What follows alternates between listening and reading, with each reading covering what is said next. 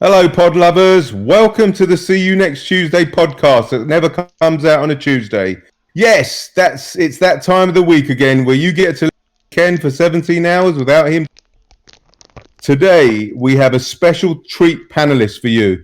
No, not Jurgen Klopp, not even Cristiano Ronaldo. We have gone one better. Ladies and gentlemen, let me present to you Ian, Eds47 from the Arsenal Rumours page. Welcome, Ian. It's great to have you with us. How's the syphilis healing up, mate? How's the what, sorry? Syphilis. Oh, man, I can't get rid of it. It's just a no-go. You good, mate? What causes you to act like you can at times? Yeah, that's it. I can suddenly slip into these Irish accents. It's a pleasure to have you with us, Ian. Thank you, gents. All right, guys. As well as Ian, we have Ed001, who, let's face it, we'll never get rid of. We also have Ireland's finest. Actually, we tried getting Ireland's finest, but everyone said no, so we got Ken instead, and me, Eds666. Unfortunately, Eds025 can't be with us this week because he's overdosed on cocaine, celebrating Everton winning the Premiership after 3 games. How are we all doing, lads? Poor old Billy. To be fair, you haven't had to put up in with one him. foul swoop. Oh, listen. Listen, it's great. It's great for Everton. Who wouldn't be happy for Everton? Yeah, you know? Me. Yeah. Liverpool fans? Yeah. I don't mind them coming second. I just Liverpool don't want fans them to aren't be even first. happy with Liverpool, for Christ's sake. It's tough. Liverpool fans will find something to moan about no matter what. So Oh, no. I tell you what, that's beginning to feel like you're right there on the Liverpool page. Every It single was game. before the season started. They were like, moaning them. Oh, I was like, my God. I know you can't. Right, You're thinking guys. if you can't be happy right now, when can you be happy as a Liverpool fan? I don't know about the manager, but we'll get to that. Come on, let's go. All right, guys. Tons to get through this week. So let's start with the relegation battle at the American Express Stadium, where Manchester United somehow beat Brighton 3-2 in the 3rd hour of stoppage time. Ken, you have the floor, my friend. Take it away. Oh, well, there you go. Well, where do you start? Let's start. We could start at the beginning. Team selection. Manager picks the team. He put out what he felt was his best team. He left Van de Beek out. His agent needs a good slap, actually, as well. That's another man who should keep his mouth shut. But he left Van de Beek out and played Pogba.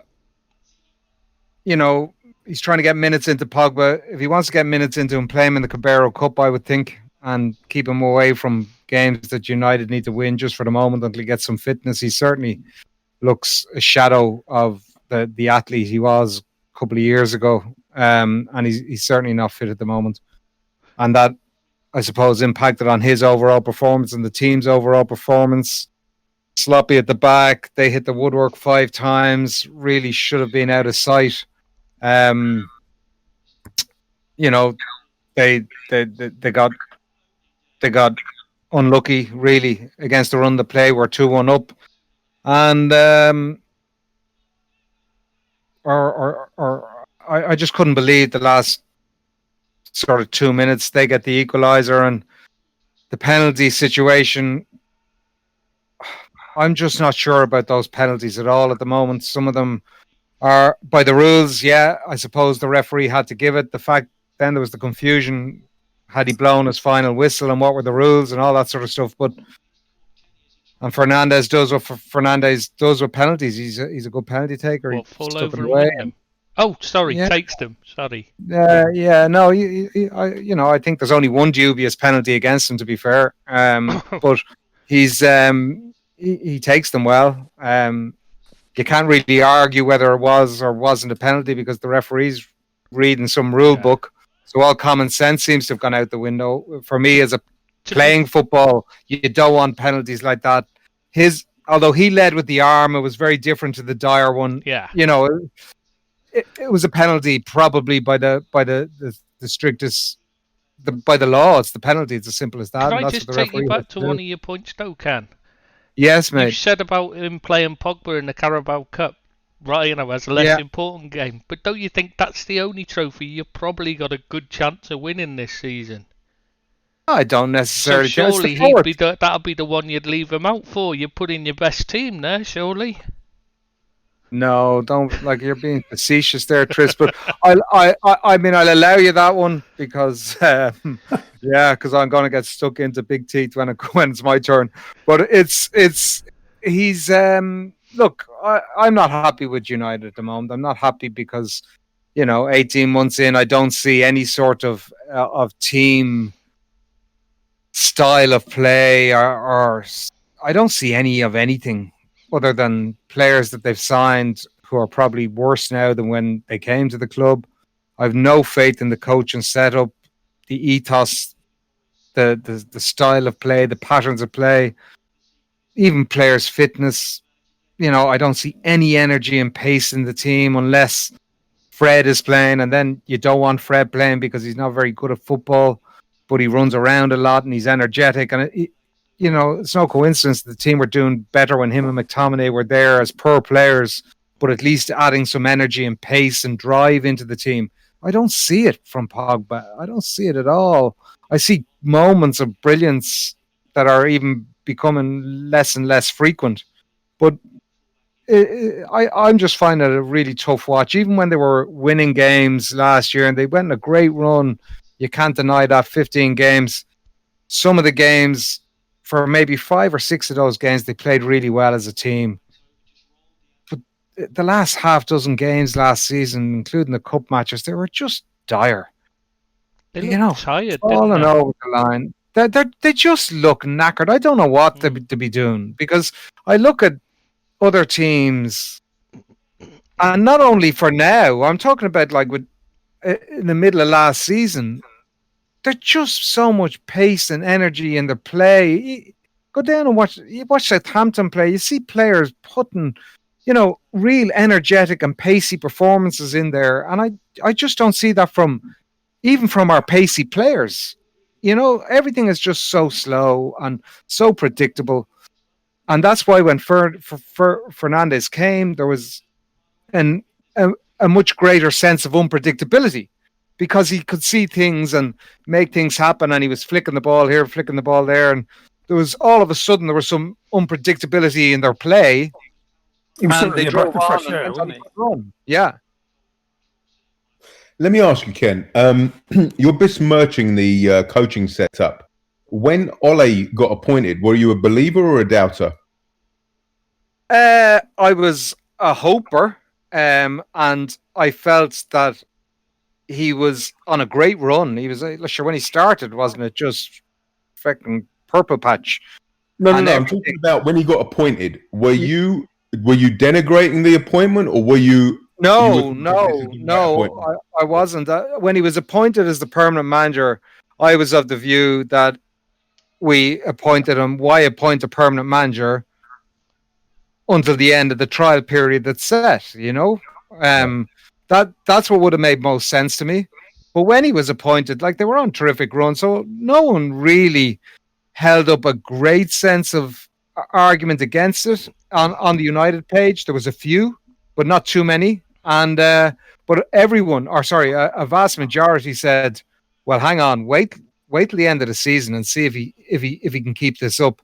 And inevitably, he didn't. Do you feel that the old boys network is slowly going against him now? They're turning his back on him. Do you still, that the Ferdinands and Nevilles that we talked about last week? Not yet, mate.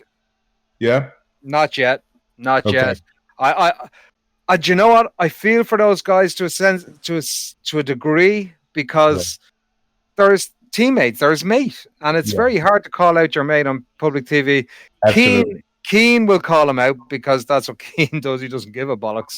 So he'll call anyone out. Yeah. And he was the first out this year saying, look, if Ollie doesn't get top 4, the pressure's beginning to pile on him, all that sort of stuff. Look, it's only a couple of games in. they're not playing. They haven't played either game well at all. There's an international break now. You hope they come back and the players are a bit fitter and a bit more at it, and Ollie can get them on a run, because this whole managerial thing is win 10, crap for 10, win 15, crap for 10, whatever, and so maybe he can get on a little run and some momentum and hopefully a couple of signings before the window closes. That's all you can hope for. But you can't have a team of Man United stature in world football not win anything for 2, 3, 4 seasons. It's just not going to happen. So I feel that, like, again, piggybacking on what Roy Keane said, if he doesn't win a trophy, he'll be off. I mean, is that fair argument? Listen, mate, I'd have him off. I'd have him off now, right? I'd have him off now. Simple as that. Because he's not getting the best out of the players he has. I believe there's any amount of managers, any amount of them really, that could take this squad without any signings and finish third in the Premiership. You've got Absolutely no doubt about that. Full of world-class players. There's no doubt about it. And if anybody says different, they're an idiot. Because Absolutely. I see the likes. I mean, Rashford is one player that I'd have at Liverpool tomorrow. I think he's a fabulous player, and he just needs cajoling. He needs nurturing. He could become a world-class talent within months. I've great belief in Rashford. Great belief in Greenwood. I think he's going to be, even without a coach, I think he'll do well. I think Fernandes is there for the long haul. He is a very good player so far. I think Van de Beek, I think he can be a real good player.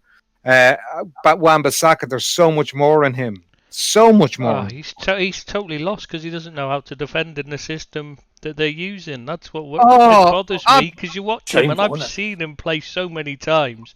He's a fabulous defender. He just hasn't got a clue what he should be doing. You can see him; he's playing like he did at Crystal Palace, and no cover coming from a winger, which is what he's used to. So he's looking like he's getting it wrong. But obviously somebody's not coaching him.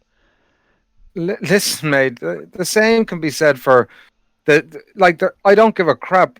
As bad and as many deficiencies as Lindelof and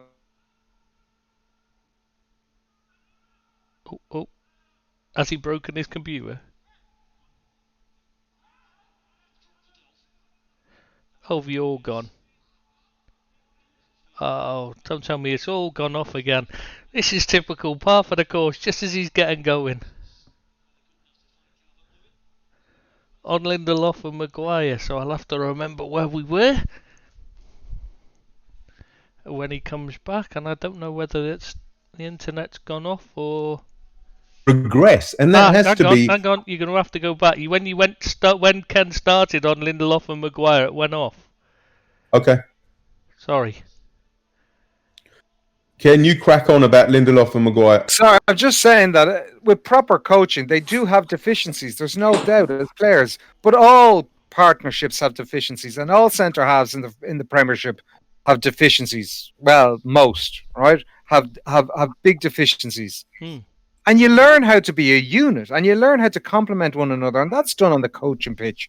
And honestly, they're not being coached well. And Wan-Bissaka doesn't know whether he's coming or going. Shaw, I don't care if you give Shaw to Klopp, and I'm not sure he'd be any better or whatever. It just seems to me that every player that has a big reputation and an abundance of talent and skill and a skill set, when they come to Man United, they sign for big money and they just regress professionally and as a football player. There's got to be there's only one reason for that. Like you say, the coaching staff that has to be made accountable. And absolutely. That's why I say time and time again, you are Manchester United. You have to be winning. Your tradition and your history, you have to be winning stuff. And that's why I say, get somebody like Nagelsmann in. You throw so much money at people anyway. Get somebody who's going to have a 5-year blueprint, give him 5 years and let him work some magic. Somebody like Nagelsmann or of that ilk. Give them all the money in the world. Give them 10, 12 million a year. You're giving Ollie 10 million a year. So give Nagelsmann or, again, somebody of that ilk. And then just stop ripping it up. You know what I mean? It seems to me you just keep ripping it up every year or two, spending all this money, and there's no kind of forthright, resilient blueprint. Listen, mate, the key to Klopp's signings, even if you look at his signings this summer, right? He has a really good first 11 or first 14, whatever you want to say, and before him, and you could say the same for Guardiola when he came to City. He had his core players, his core sort of 7 or 8 players that would play most weeks. But the team plays a system, and it doesn't matter who comes in or out of that system. Like the really top City side of 3 years ago played 90% or 75% of the season with Fabian Delph as left back, right? Fabian Delph can't play left back. He wouldn't play left back in any other team in the Premiership.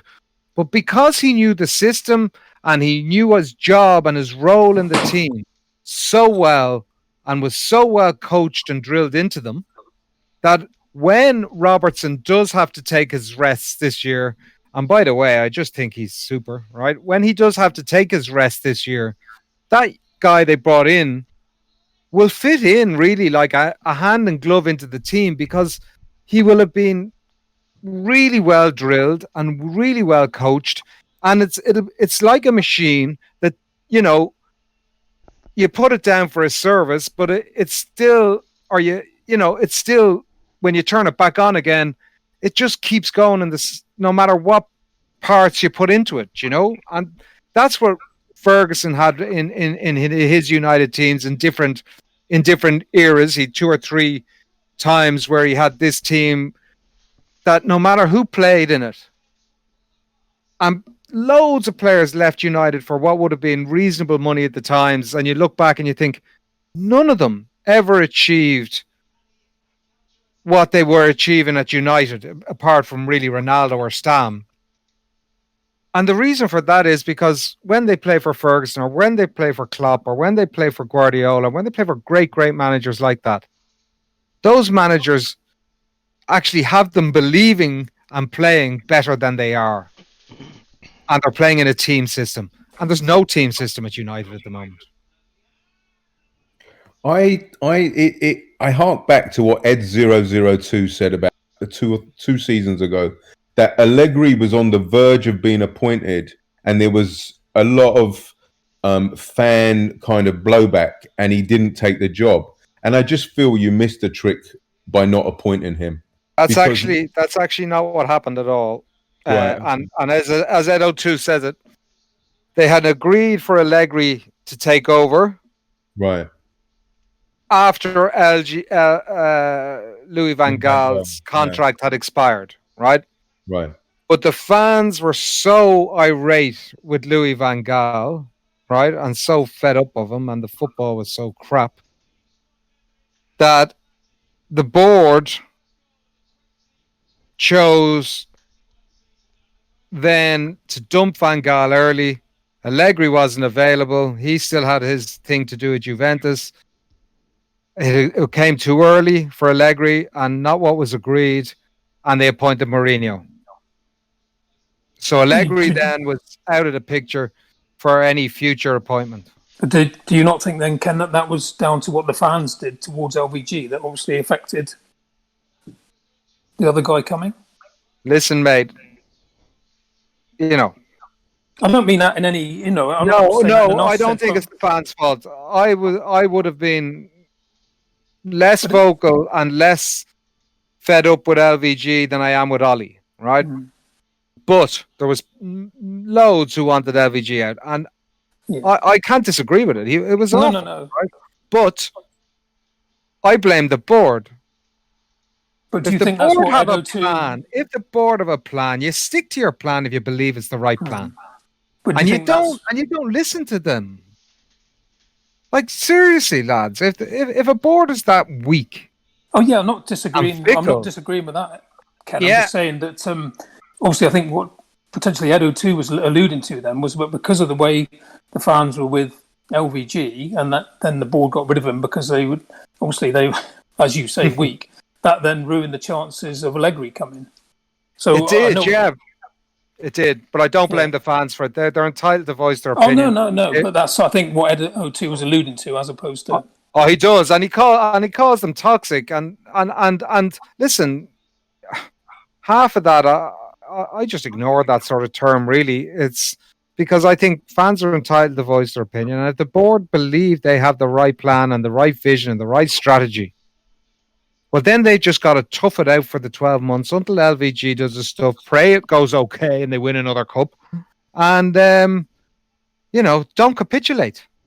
Yeah. If that's what's best for the football club and that's the vision, well, then that's what you do. But because they're not football people and they didn't believe in what they were doing, and they can be so fickle and so easy swayed and so vain and self-indulgent that they wouldn't sit tight and take the abuse for another 12 months, which is what they should have done.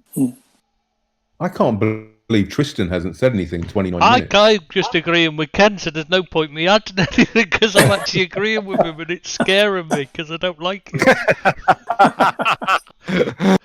Anyway, I think we should move on. And look, all we can do is wish Ollie the best of luck. I haven't checked how the game is going tonight, Tris. It's probably 0-0, I'd say. 1-0 up. I don't know what the Everton game's on here. So. McTominay, delighted for him. Let's talk about Van der Beek's agent coming out and hitting. I thought that was a bit. I don't know. Actually, that I thought that was a little bit premature. I missed what he said. I'm sorry, mate. I missed what he said. What did he say? He basically said he should be starting. My client should be starting. It's only been 2 or 3 games. I mean, surely there's maybe a fitness issue, or I don't know. You've just got to develop into the team, haven't you? Yeah, exactly. Listen, he's joined Manchester United first off, right? So little agent man should keep his mouth shut. It's none of his business who Ollie picks in his team, first off, right? And keep your mouth shut. You're only in the door, right? And I think Van der Beek should be playing as well. But it's not up for his agent to go public with shit like that. Who does he think he is, Raiola? Do you know? Shut up, little man. Your client plays for Manchester United. You just got a big chunk of money. Shut your mouth. You're only there a few weeks. Let the manager pick the team. It's okay for supporters to have a pop on a website, but you don't go into the papers and start bad-mouthing, the way team decisions. You're doing your client no favour. Exactly, I was going to say. Did Van Beek come back with anything?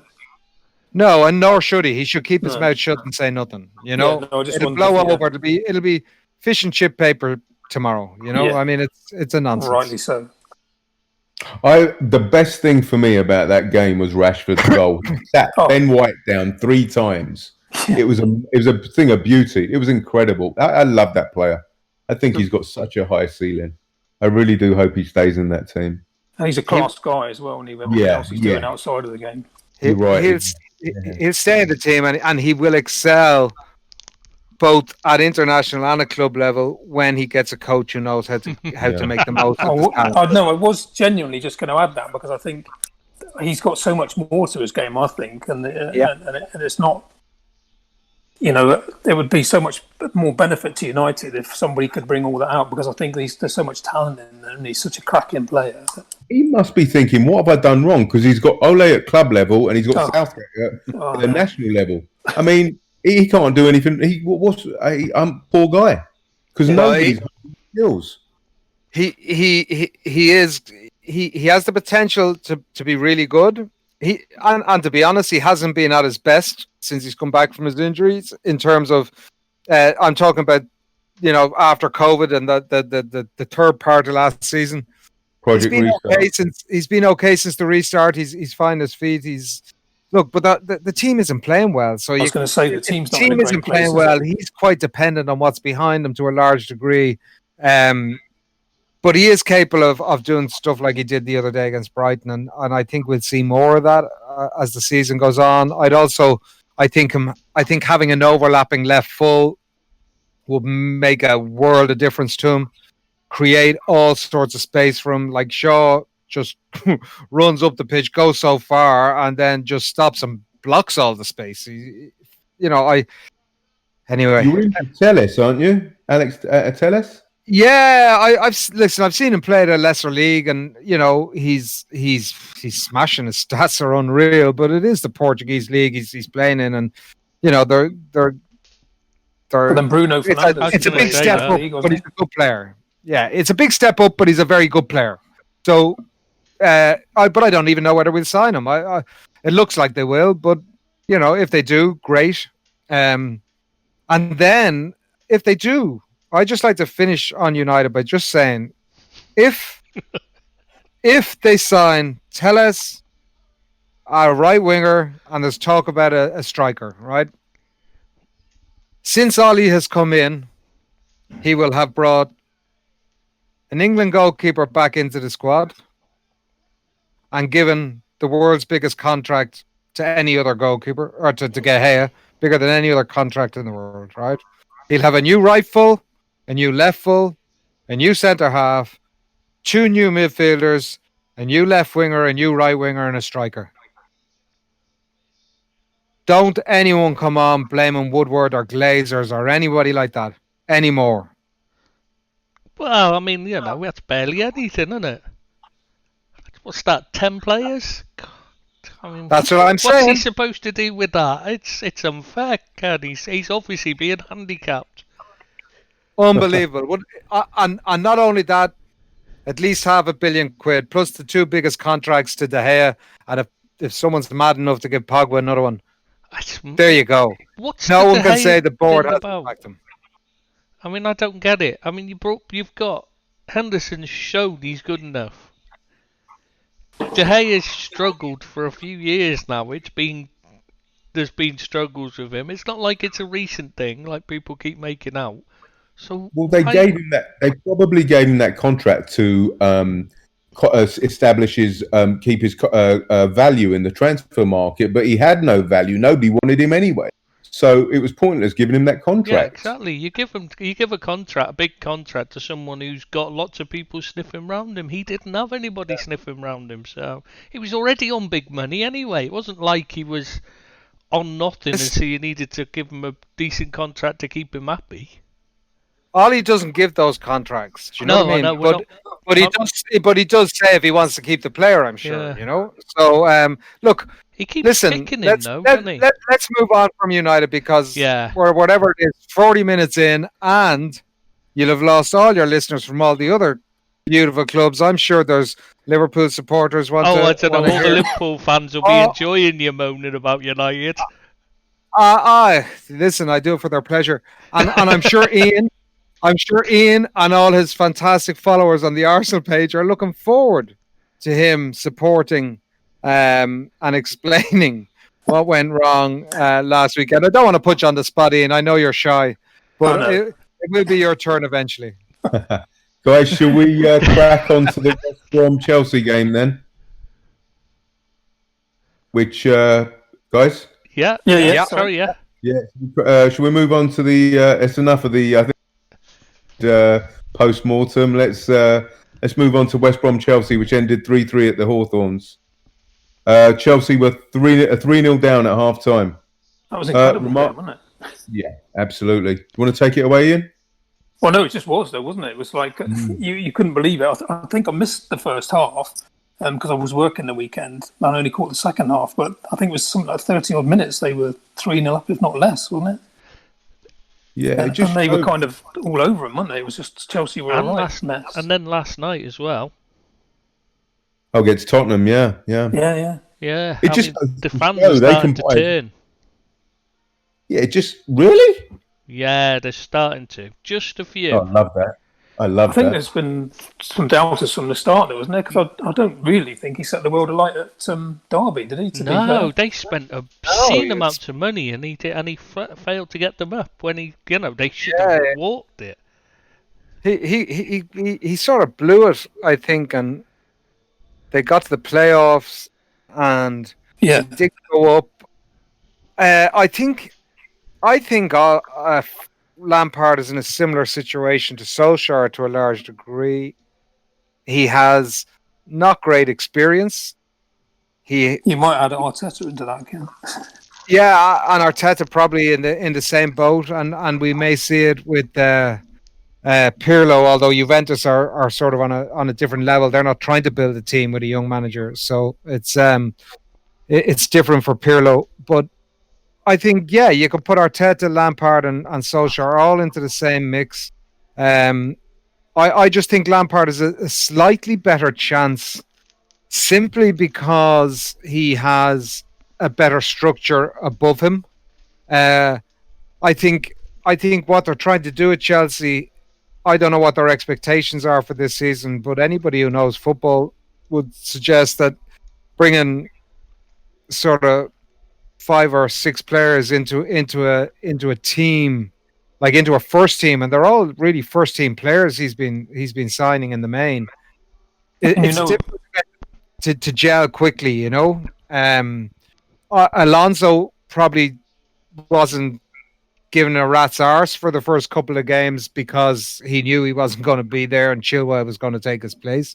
So I'd be judging Lampard, you know, in sort of another 6 months because of the signing situation, you know. Yeah, for sure. But you can be certain that Abramovich won't be thinking that he'll be happy with top 4. He'll want that side to be putting up some sort of fight against Chelsea and City, won't he? I think there's 2 things there, Ian. In my humble opinion, I think that team needs time to gel. So I think obviously they'll get stronger later on in the season. But the more pertinent thing for me is that you can spend all the money you want. Their Achilles heel is that defense. It's awful. They need at least 2 other players in that defense. It's weak. I think seriously, I think the biggest problem isn't that. It's the lack of experienced coaching staff. He's working with Jody Morris, for God's sake. Why didn't they give him a strong number 2 who knows what he's doing? You know, who's been around the block a bit and can advise him and help him through. He's working with people that know as much about defensive coaching as he does. And that's where the problem lies. Those defenders had the best record in the Premier League a couple of seasons back under Sarri. Now they suddenly can't defend. I don't think that's... I think there's more to it than just simply saying the defenders are all rubbish. That makes a lot of sense, Tristan. Guys, can you do me a big favour? Can you just pause it for 5 minutes? I've just got to pay a couple of people and I'll be back up. Is that all right? Yeah, I'll pause it now. You can't... Look, Lampard's not a defensive coach, no more than Ollie is. So who's taking responsibility for that on his team? Whoever it is, it's not dovetailing, and the defense isn't performing well. Those aren't in front of them aren't protecting them well. Look, it's up to the coaches to work it out. I'm of the belief that I wouldn't be sold on Lampard. Again, I think taking over a Premiership club at his age with his experience, big ask, really big ask, and. I'm not so sure whether he can get the best out of all the players he has there now, and they really have signed some really good players. Now, is that? Let me ask you: is that Frank Lampard's fault having Jody Morris beside him? Because shouldn't Peter Cech be saying, "Look, Frank, we want you to have the job, but you've got to have a number 2 that's going to be who knows his onions"? Or I don't know. I would feel that. That's a decision that should come from above, from say somebody like Peter Cech, who's their director of football, etc. You'd like to think somebody would have said that to Wenger all those years ago. That's what I'm saying. I think that's something that decision should come from above, because Lampard's going to get his best mate or one of his mates in there. That's obvious, because they're going to have a better synergy or they're going to have a better relationship. But really, for the good of the football club, somebody should have said, look, well, Jody Morris isn't exactly the right fit. Let's get somebody in there who knows technically what they're doing, has got experience, like Tristan said, and let's win football matches. I've no problem with Jody Morris being there. He's probably a good coach. I've no problem with him being there, and the same way as if Ollie wants to have Carrick or McKenna or whatever. But what Ollie tried to do, he tried to do what you're saying. You need someone in who knows their onions well, so he got feeling, right? Yeah. So I would suggest that it's the right strategy, that Ollie has the right strategy in that regard, but he has the wrong personnel. And I think Lampard has the wrong strategy and no personnel of that type. So I think, I mean, who is the guy that was always there? Was it Holland? Was that his name? Matt Holland. Steve Holland. Yeah, he was. Steve Holland. Yeah, who? Steve Holland. Yeah. He was always knocking around there, and I think he was involved with the England squad and all that sort of stuff. And I think he actually took a job with the FA, if I'm not mistaken. I agree. Yeah, he'd be the man I'd be having in there, and he's a fella who's been around the game, like been around the club, been around the team, he knows his onions, and a good coach, and worked under lots of good coaches at Chelsea. And Frank knows him. Frank played under him, and Jody Morris played under him as a coach. So I would have thought, but then again, I don't know what, maybe he's not available or his age and all that sort of stuff. I wouldn't have a clue. But somebody of that ilk is what I'm suggesting should be there. There's plenty of older time coaches. Go on. Sorry, there's plenty of older time coaches around. I mean, obviously, the Roy Hodgson's busy, so you can't have him. But there's plenty around that have got experience of coaching defensive football. Surely you could find. Surely they'd be able to find someone to come in. I think the problem is that now, if they bring him in, even if Frank goes for it, it undermines him with the players now. Because great point. Because you're not good enough. We're going to have to bring someone in, and the players aren't. It's going to. So they can't do it now. I think this is the problem they've got in. They're in a situation now where they can't do that. They can do it if Frank wants it. If they can do it if Frank is big enough to go to them and say, "Listen, guys, I'd like to bring some experience in around. I think it'd be good for the dressing room, blah, blah, blah, whatever."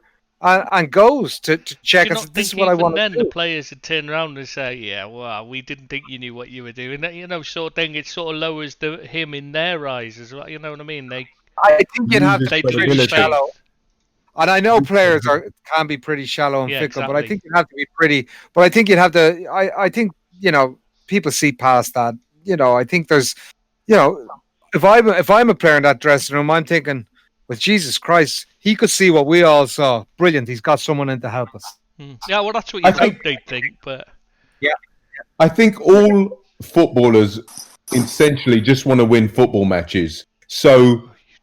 And they want what's good for their team. So I think I hear what you're saying, Tristan, as well. He's going to lose credibility. And I think that was inexperience when he came in. He should have got somebody in from the get-go. But I think you're right. I think he loses face now. And it's going to undermine him and he's going to lose credibility. And I think it's just going to spiral out of control. It should have been one of those things. I mean, in the old days, that was what you always did. When there was a new guy coming in, you'd always put him alongside an experienced number two. Always. It was just standard practice. I don't understand why it seems to have vanished. It's all right if you're Barcelona, you can put anyone in charge because the team knows what they're doing, basically. Like I'm talking about when Pep started or Juve with Pirlo. It doesn't matter because the team's a well-oiled machine. You could have stuck anyone in there. But when you're Chelsea and you had real trouble catching, you dropped right behind, you had the transfer ban and all that, you really needed someone to help him. And surely it was obvious. Yeah. Yeah, and I it was obvious probably to Ollie as well, and it's probably the advice he took, get someone in around you who knows what they're doing. He just picked the wrong man. And for me, Phelan's the wrong man because of of the brand of football that he endorses and coached when he was in charge of it. Time, wasn't he? Yeah. So I agree. So I just don't see any. I think Frank does need a hand. That's the way I say it. I think Phelan would be a good fit for what Chelsea need. A better fit, I mean, for Chelsea because he's better at coaching defensive football than he is attacking football. So he could have probably helped Frank far more than he can help out Ole. Well, you're right, Tristan, because people are. I mean, would you say the United defense is a good defense? I think they're the second most clean sheets last season. Is that a rhetorical question? Would you want us to answer? No. Yeah, you answer me. Abby, no, honestly, do you think the United defense is a good defense? I don't rate it. No. All right, but it's not bad. It's not bad. Go on, Ed. Go on, Ian. Go on. Yeah, I was going to say it's a crazy situation with United because, I think you just said it. Then you touched on it about the stats last year and the clean sheets they kept. So they were clearly doing something right. weren't they? They were clearly things were working, but they just so many. I think it's almost like when I look back to Emery playing, we used to look so open at times, and we got away with a load of stuff. And maybe to a degree, that's what you're doing at the moment. But the stats say you've got a pretty good defence. It's a mad stat. The stats said we were the third best team in England last year. Yeah. Do you know what I mean? Yeah. But there was context in last season where there was that mini break. Without that, I don't think United would have been in with a Narcissus roar at third place, right? So there was lots of context to how the thing, and the same for Chelsea. Like Chelsea only scraped fourth last year by the skin of their teeth. Lampard is not pulling up trees. He's doing no better than Ollie. He's had plenty of money to spend. For me, he's in the exact same vulnerable position that Solskjaer is in, other than those above him. It's a much better setup. Now, guys, you're talking about context. We're not. I think we're not really comparing apples to apples as well, because you've got Klopp and Guardiola. That's the litmus paper. That's the yardstick. They've had a number of seasons to bed their team, their system, their formation, etc., etc. And these new kids on the block, Ollie, Arteta, Lampard, they haven't had that time yet. So, and that's the unfairness of football. You know, you don't get the time to. People want instantaneous success. With Pep and Klopp, you could see the progress. You could see it was improving from the start. You know, you could see each as the time went on over like a few months. You could see improvement. After the first season, you could see the improvement. Well, you definitely could with Pep, because his team went and won the league in the second season. You know what I mean? So you could definitely see an improvement. And Liverpool were definitely improving in the second season under Klopp. And Pep did struggle in the first season, didn't he? I'm just trying to give Ken a crumb of hope, but you know, there's no hope for Ollie. He's just not a very good football coach. It's as simple as that. He's out of his depth, didn't he? I'm asking you. I just asked the question: would he get a major club in any other country, and in the EPL? Would any of the major clubs want him as their coach? No. Not at all. Right. This is Ollie's last big job in football, apart from the inevitable manager of Norway. Right. So this is his last big job in football. He will never have another job like this. He's working his ass off. I don't doubt that 1 minute. He's given it everything he has. I don't doubt that. He's a terrible, nice fella. But is he good enough to coach Manchester United? Has he got the right structure and team around him? No, not for me. No, I agree. Sorry to say that. God, Ken. I hate to agree with Ken. What's wrong with you?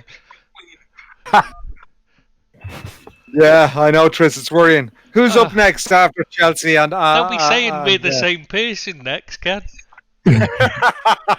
Jesus Christ, because God we forbid. Agreed. Yeah, but you're not allowed to agree with someone, are you? Because that means you must be the same person. You know how it works on the United page.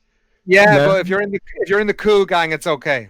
Let me ask you a question. Apologies, Ken. We do seem to be getting back to United every time we start talking about something else. Yeah, please. But listen, let me ask you, lads. End of the season, is Ole in a job? Is Lampard in a job? No. I'll answer that in 3 words. I hope so, because that means he'd have turned around and he's winning, right? Okay. And then I hope he resigns at the end of the season. Is that a yes or a no? I don't think he'd be there. No, I don't think he'd be there in 2 months' time. And really? Wow, okay. Yeah. And Lampard? I think he'd be given more time. Yeah, you seem to think he's going to be given more time too, don't you? Me in? Yeah. Sorry, you. Yes, I do, pal. Yeah, I think that. I think he's got some credit in the bank, being such a darling of the fans. I think he's got at least till the end of the season, unless something goes. Unless they're bottom 3 for the next 3-4 months or something. I think he's got a lot of credit in the bank. I think he'll be there. Roman doesn't take prisoners though when it comes to it, does it? That's the thing for me. Unless he start, I can't see him. I mean, that depends. He might turn it around, get them gelling, and prove us all completely wrong. But because Hayek hasn't played yet, has he? Zakim Hayek hasn't played. Chilwell just played. They've had the injuries. To me, it just seems like it's funny how when players train with his team, they go down injured all the time. I mean, Kante barely had an injury in his career. Now he can't stay fit. I can't believe some of the Chelsea guys want to get rid of him. Oh, just don't get me started on that. If there's one player in the world I would buy over anyone else if I was a manager and could, had unlimited funds, could buy anyone, the first player I'd go for would be Kante. Yeah. He's getting swapped for Guendouzi to him. Yeah, I know he is. And he's getting swapped for Guendouzi, isn't he? Yeah, that's a done deal apparently. And then you woke up. Yeah. At least, hey, listen, they went 3-0 down and they had the wherewithal to come back and draw 3-3. So they're playing for him for sure. Oh, yeah, definitely, yeah. The other problem is he doesn't... Mount looks absolutely dead on his feet, yet he won't drop him for any... he won't rest him at all. He just plays him for 90 minutes again in the Cup as well. Yeah. And they've just loaned out Barkley, haven't they? Yeah, that's going to cost him. They've just loaned out Barkley as well, haven't they?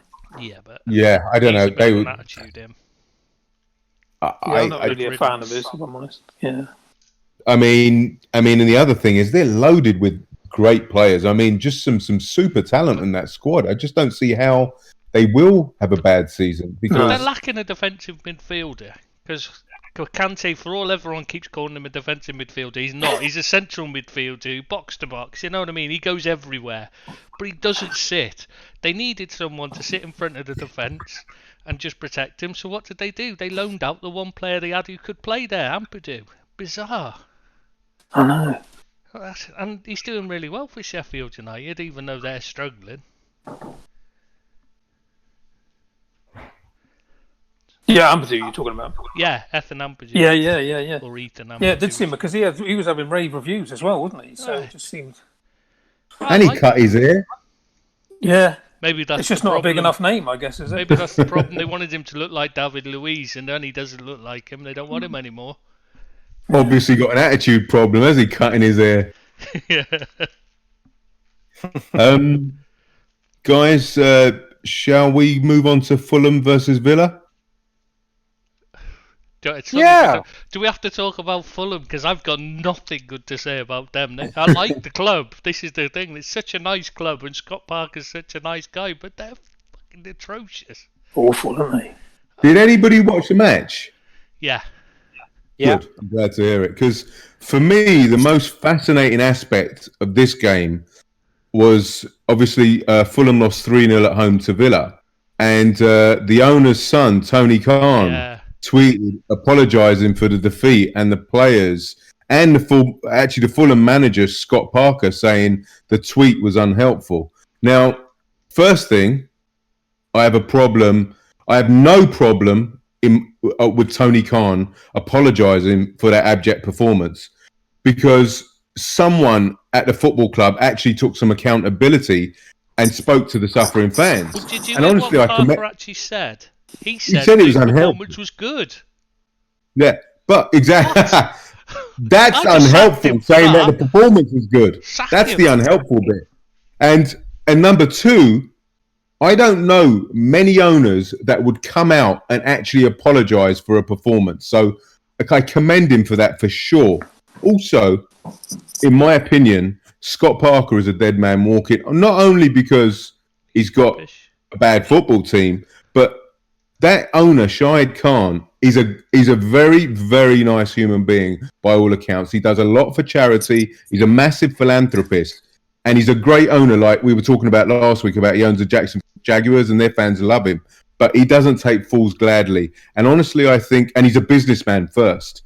And by your manager coming out and saying something like that, I think that's it's not insubordination, but it's near there, in that ballpark. And I just think that that's an untenable situation. I think Scott Parker goes within 2 months. I think he should be sacked for saying that it was a good performance, personally. It's like when Roy Hodgson turned around and said a draw against Everton would have been a good result after we'd lost to them. That, for me, just says you don't have a clue what you're talking about. You're in the wrong job. Bye-bye. Yeah. Was that Ken's winner for Manager's Quote of the Week? And your suggestions, Ken? Well, listen, it's just funny enough. Scott Parker, I used to like Scott Parker as a player when he had a couple of good seasons at Spurs. And I just thought he was a reasonable sort of a bloke. I've nothing against him at all. As well, doesn't he? Yeah. What age was he then? About 10. Younger than that. Yeah, I think. Yeah, he's a. So he's got a career to fall back on, so he doesn't have to worry if he does get the sack. Look, I don't like seeing any team and manager struggle. Like, he's going to struggle for as long as he's there this season. I think the players just simply aren't good enough. I don't see what a new manager can get more out of the players than he's getting. Maybe a bit more, but I see a lot. They don't attack. They get a bit of a boost if a new manager comes in, I'm sure, but I don't know. He is a dead man walking. Whoever used that phrase, I think it was you, Abby. He's dead man walking. Do you not think any manager coming in who told them to pass forward would be better than Scott Parker, who tells them to pass sideways and backwards? Well, yeah, obviously, but but the thing is, he had to keep. Let's face players it. There, Anguissa is a good player. Joe Bryan's a good player. These aren't donkeys. Like, he's got a decent side there. I'm not saying they're donkeys, but I don't think they're good enough to stay in the Premiership. Nobody enough to put up a fight is what I mean, and they're not. They're just going down with a whimper because he's just telling them to pass sideways, pass backwards, pass sideways. It's all very well having 70% possession, but if it's all in your own half, it's pointless. Yeah, I mean, there's no doubt that he had to keep the job. He brought them up. You got to keep. They were awful in the Championship, though. I couldn't believe he brought. You can't fire him. He's just got you into the Premiership. But what I'm saying is that he's got. There's no ambition at all. You're right, Tristan. There's no ambition in the play. It's like having Rodgers back again after that great season he had, and then that tippy tappy stuff in your own penalty box. It's like. Possession against us, yes, the other day. Yeah. Don't start Ian off. But it's like again. I hark back to the owner in his tweet. He said there's some accountability there. After 3 games in the season, he said, "Look, guys, I'm sorry. We tried getting 2 transfers." Didn't come off, 2 defenders, and we thought we had a free transfer, but it failed at the last minute. So they actually care. I just don't think. I know, but being honest with you, that sort of comment. Yeah, that's not helpful. No, I don't think that was a good thing to say. We were. That's not helpful. I honestly feel he's losing his job. That's why they've said it. They're like, look, that's what they're saying. Is in that tweet, he's saying. He's not lasting long. You can see why he was trying to buy defenders, though, because that Odoi has got to be the worst player ever to play in the Premier League. He's not a defender. He's never been a defender in his career. I don't know what he is, but he's not a defender. Hopeless. So, listen, he's an uphill battle. I think anyone coming in have an uphill battle, but I agree with him. If that's what the chairman's son put in a tweet, it's not helpful. No, but it's a little bit like, and I don't want to draw parallels in their positions. I don't know whether his son holds a position in the Fulham Football Club. Does he? All right. Well, he runs AEW. Like Van de Beek's agent. There's a bit like Van de Beek's agent, and I'm not drawing parallels in their positions. No. But there's a time to keep your mouth shut, and not out in public, and that's one of those times. You don't tell every player in the club, or particularly every defender in the club, listen, we're really sorry. We've been trying to get new ones. They're going to be stuck with these guys for the next 3 months. Yeah, you apologise for the performance, but you don't tell them that you're trying to replace them. Yeah, that's the thing. I agree with you on that. I appreciate what you guys are saying. I hear what you're saying, but I think it was a breath of fresh air that somebody took some accountability, because you've got to imagine what them. Forget the players; they don't really care, to be honest. But the fans must be down in the dumps after that performance, and somebody just come out and put an arm around their shoulder and said, "You know what, lads."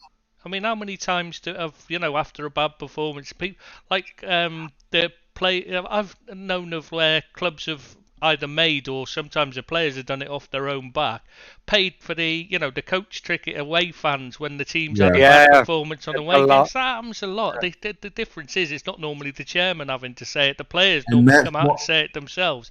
That's what bothers me, is that the Fulham players and the coach are saying we played well. That's there you go. Yes, buddy, but that illustrates my point. The players and the manager don't give a monkeys, so it's the owners are coming out and saying it. They actually care. Yeah, but they shouldn't be coming out publicly. I'm agreeing with Ken on this. He shouldn't come out publicly and say it. He should have dealt with it behind closed doors. You should have sat him down and either said, "You're going to have to collect your cards, you crap," or I don't know. I think the first part. I think the first part, and I think is intention, in terms of, listen, we're really sorry the performance wasn't good enough. Understand that you as fans are, all upset by this, but we are working really hard. Everyone is putting their shoulder to the wheel. We will sort this out over the next few months. Stay with us. Thank you for your support. That's fine. I agree with that. And definitely this isn't good enough. It's not what we want. It's not what the manager wants. It's not what the players want. We're all working really hard to try and resolve it. It's not good enough, but we'll sort it. That's fine. You don't go and then say, and by the way, we're really sorry we can't buy loads of new players and dump these ones. Right. Yeah. I hear you, mate. I got 2 points. Well, number one, again, I don't have any issue with what he said. I think if it was my team and he was just buoying the fans, I have no problems with it. The other one is we've also got to appreciate there might be a cultural difference, because these guys are American owners. Yeah. And they're not English owners, so there might have been a lot being lost in translation as well. Agree with that. All right, pal. They do speak English in America, though, don't they? So I'm not sure it's lost in translation that much. As in, they just don't. They don't. It doesn't make sense. I understand that the football terminology and all that sort of stuff, and we talk about transfers in a different way than they talk about trades and all that sort of. And also, the American sports are. The psychology is different towards the sports. That you can come out bombastically, and maybe if you may see that as a bombastic text, or a tweet. Sorry, but they don't. They just think it's culturally correct. That's what they're used to. See what I mean? Exactly. Yeah, no, I hear you. Hang on. And I agree with you, Ken, where you're saying intentionally. The intention was transparent and not nefarious in any way, but maybe the way he communicated it, or it got lost in translation. Yeah, I agree with you. I don't think he meant to be unhelpful, but I can understand why Parker and anybody reading it from a Fulham perspective, coaching and player wise, would find it unhelpful. Gotcha. All right, pal. Let's agree to this. Sorry. Go on, Ian. I was just going to say, in relation to that game, obviously we've not spoken about Villa. What do you guys think about Villa this season after their great escape last season? Well, they just bought. They've just signed. Is it Traore they've just bought, right? 17 million. He hasn't even started yet. So. And loaned Barkley as well. Yeah, exactly. Yeah. And they haven't bought Rashika yet, have they? No. Good. Glad to hear that. Glad to hear that. It doesn't. That's what the hold-up's always been. Good. I think they've a few good attacking players. A reasonable, like Grealish is. I know you don't like him, Tris, and I think he's a bit fur coat, no knickers. Do you know what I mean? Like he's a bit all show. Yeah. But he is a talent and capable of producing a moment to win any football game, right?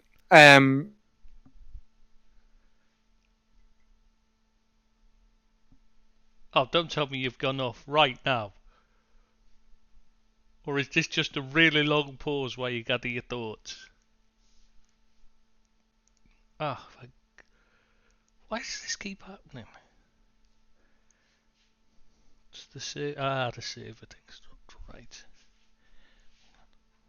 Pause it. All right.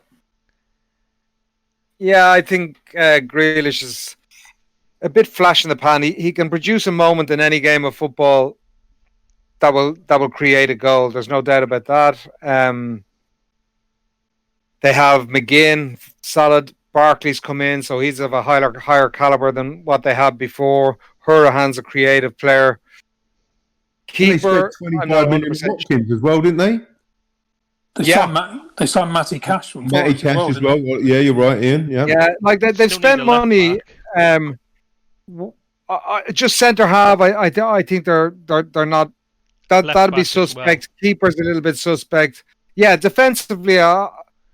Now Terry is there, and he'll help turn them into a solid unit. He's been well coached himself as a player, overachieved for probably his talent levels, and is a real solid centre half for a long time. So he will help try and galvanise the defence if he gets the right calibre of player.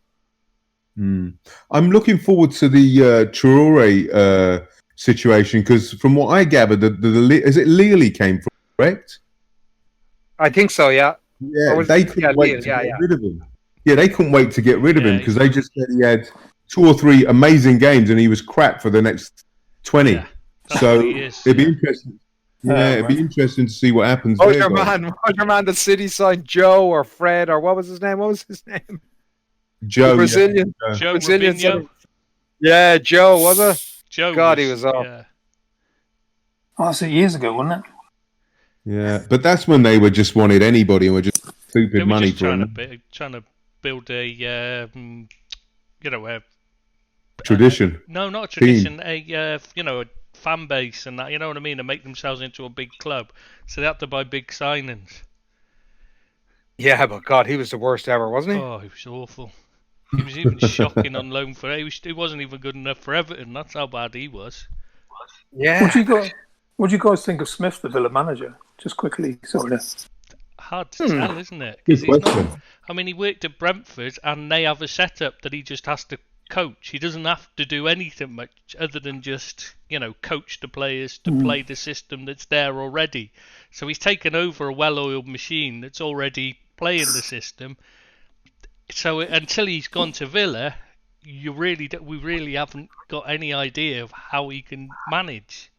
Because I know from a lot of the posts on the Villa page, they wanted a shot of him, didn't they? I think. Yeah, they would. Well, he took them within a point of going down, so I'm not surprised. Yeah. Well, he took them up. To be fair, he took them up. He they were hanging around the bottom 6 for the most part last season. They no striker. He's a bit of a dour character, in my opinion. I think he's no Ron Atkinson, that's for sure. He's no charisma. He very little charisma about him. Terry's a bit lacking in that area as well. Yeah. So there not been a lot of problems. He reminds me of Nigel Pearson in a way. Huh? He reminds me of Nigel Pearson in a way. Not that dour kind of personality. Yeah. Yeah, he's not aggro. He doesn't appear to be sort of an aggressive. He never in fights really on the touchline like Pearson or referees, that sort of stuff. He just seems like he's probably a little bit like the guy from Sheffield Wednesday or Sheffield United, Wilder. Like they're good pros, good coaches, good at their jobs. They've fought their way into getting a job at a big club, and I think he's done okay for that. Yeah, he spent a lot of money. That's my concern, and it's been a bit scattergun. And they've signed a lot of quantity with the money they've spent, and there's not a massive amount of quality in what they've signed, and that's my concern. If you're going to be spending 90 million a year, are you not better off signing 2 or 3 players instead of 6? 6, because. But they needed numbers, and I think Watkins is a half decent player. He's a good chance, and picking a couple up from the EFL or wherever is always good. But I'd like to see him keep them up, to be honest, and have a reasonable season. I like seeing coaches like him and Wilder do well. Yeah.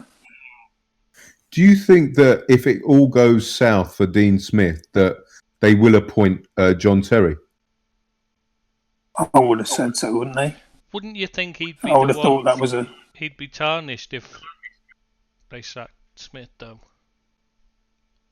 Being honest with you, that's who I thought Lampard would appoint, and I thought it would be the dream ticket at Chelsea. But maybe Terry doesn't want to be a number 2 at Chelsea, and maybe Terry wants to cut his teeth. And if they do get rid of Smith and appoint Terry, and he does a good job, he's a shoe-in for the Chelsea job if it all goes tits up for Frank in 18 months.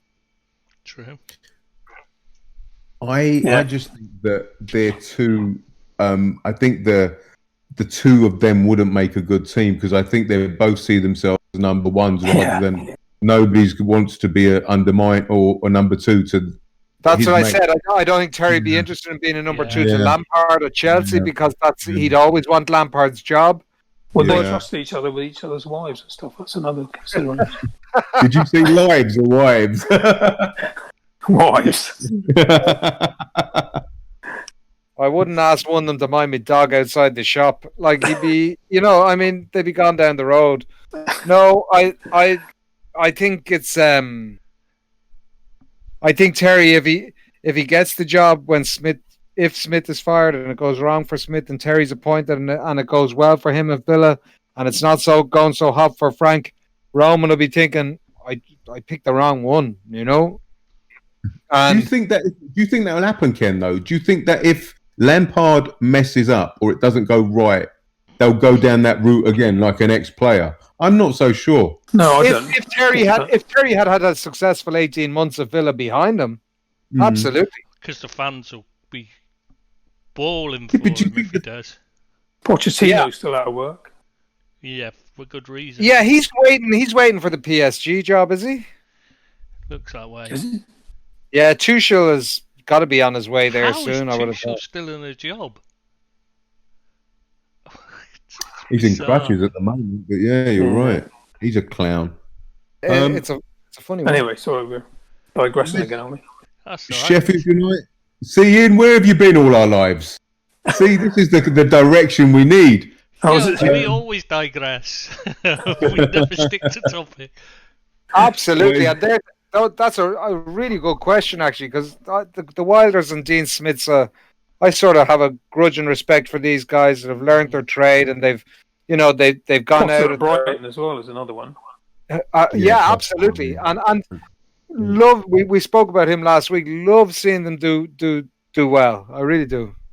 Yeah, losing 3-0 tonight, but apart from that, yeah, wow, can't win every game unless you're Sean Dyche is another one, Yeah, they lost though, didn't they, as well tonight? Yeah, well, it's 3-0. Did they? Oh, was it? Yeah. Oh, against City were passing them anyway. All right, guys. Shall we move on to? Shall we move to Sheffield United versus Leeds United? Yeah. Leeds winning 1-0 at Sheffield United's ground. The War of the Roses. Sheffield United's bad start continued. How can it be War of the Roses? They're both white roses. They're Yorkshire. Yeah, I thought Lancashire and Lancashire and Yorkshire. They're both Yorkshire. Oh, there you go. My geography's not as good as it was 15 years ago. I thought, well. Oh my God! Playing that. We'll edit that bit out. They started playing that. No, I'm leaving that bit before the game. It's all right. It's all right, Abby. It's not Mastermind. You're fine. All right, pal. Thanks. Sheffield United's bad start continues. Yeah, they've gone off the ball, haven't they? Yeah. Compared to last season, yeah. And they've lost O'Connell for the rest of the season, haven't they? They lost who? O'Connell. Looks like he's out for the season as well. So. Yeah, I've been honest with you. I said it here last week. I have them down for relegation before a ball was kicked. Really difficult for Wilder. They haven't spent money. They lost the keeper. They're short on goals. They overachieved last season for what they had, in my opinion, and he did a terrific job. The players did a terrific job. But they're just lacking in quality, like real Premiership football and quality. Yeah. And once you win the fight against them, then your football is generally good enough to beat them. And I think people have copped onto that, and I think it'll be really tough for him to replicate anything like last season. And if he keeps them up, it's a job really well done, in my opinion. They were fine until they got injuries to the back three. So once one of them was out, they were struggling because they just don't work as well when there's anybody else in there. Those three had played every game, every minute of every game, hadn't they, for like 2-3 seasons or something? Yeah, I think so. But I mean, I think actually in that game, I think.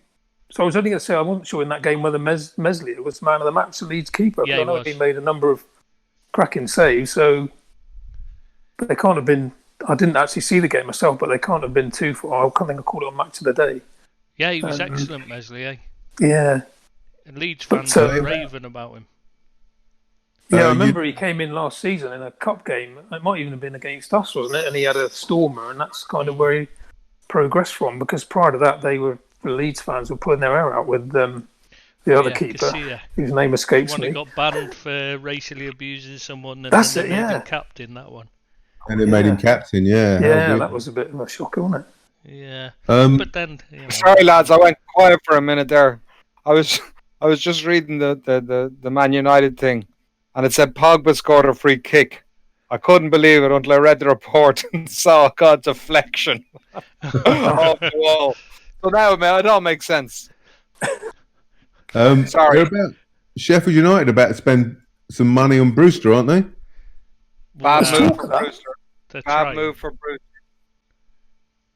If I'm his agent, I'm saying, listen, if that's the best move we can get this summer, sit tight, baby. Because they're also linked to the Arsenal youngster Balogun, weren't they? He might play every week, but if you're playing in a team every week that creates very little and is going to be backs to the wall most weeks, honestly, I think it'd be a really, really bad move for him. He'd be better off fighting for a championship club who are going to compete like Swansea and go back to where he was and try and get up with them. Do you not think he'd learn more though from playing in like a Sheffield United, a really hard season like that? It'd do him good. Not if he goes down and he's then the record sign at the club. I just. Oh, you mean? Being honest, I think Bruce's going to be an excellent player. I don't put him in the same class as Greenwood, but I think he can do better than Sheffield United. No, I think you're talking about the club. A championship team's not going to pay him 60, 70 grand a week or whatever what he's going to be earning at a Premiership club. I was thinking of going on loan there would be a good move for him, I was thinking. Going on loan, Tris, I'd have no problem with that. I think he'd learn a lot. If it doesn't go well for him. But if I was him, I wouldn't allow myself to be pushed out of the club on a permanent move to Sheffield United if it's not the right. And my gut feeling says to me it's not done simply because is he 100% behind it? No, Do you know? Fully with they you don't on even that one, play the same brand of football as Swansea where he did so well. I think there's more in him. Yeah, I totally agree with you there. Sorry, we were getting mixed up because I thought you were talking about he shouldn't go on loan there. Oh, no. I just think a permanent move from there. Yeah. No, I agree. Now, I understand he could get pushed out of the club because they're looking for the money. Yeah, but to be honest with you, that's where he has to have a strong family or someone behind him to say, this is not 100% right, mate. They're very Don't strong. Do it. That's how come he ended up at Liverpool in the first place from Chelsea. So. Yeah, but I think it's really tempting and really hard to be set. You'll have a contract at Sheffield United, will set you up for life, and then I think that's hard to turn down. So many people wouldn't turn it down. If they get relegated, that contract isn't worth the paper it's written on. Well, we still get flogged off to somewhere else, and that's what'll happen to him. And I just don't think it's right for him. You still get a loan move would be terrific, maybe. You'll get that signing on fee. You'll get a lot more money a week. I don't know. I just think it'd be a very tempting offer. What's that, mate? That's where he needs a strong family. He wouldn't get a pay rise to go to Sheffield United, mate. He's on very good money at Liverpool. Fair enough. He's on the kind of money. That's part of the problem. Is there's no way Sheffield United are going to match his wages. If he's that talented, then he will shine even in a Sheffield United team. So he's got to trust his talent. I don't think in my opinion, can shine up front for Sheffield. But they don't play a cultured style of football that suits them best. Like He's a proper football player from what I've seen of him, and he's a really good player. But our system doesn't suit him, Ken. Yeah, but that's a different thing. But there's lots of different systems that he could play in as a centre forward.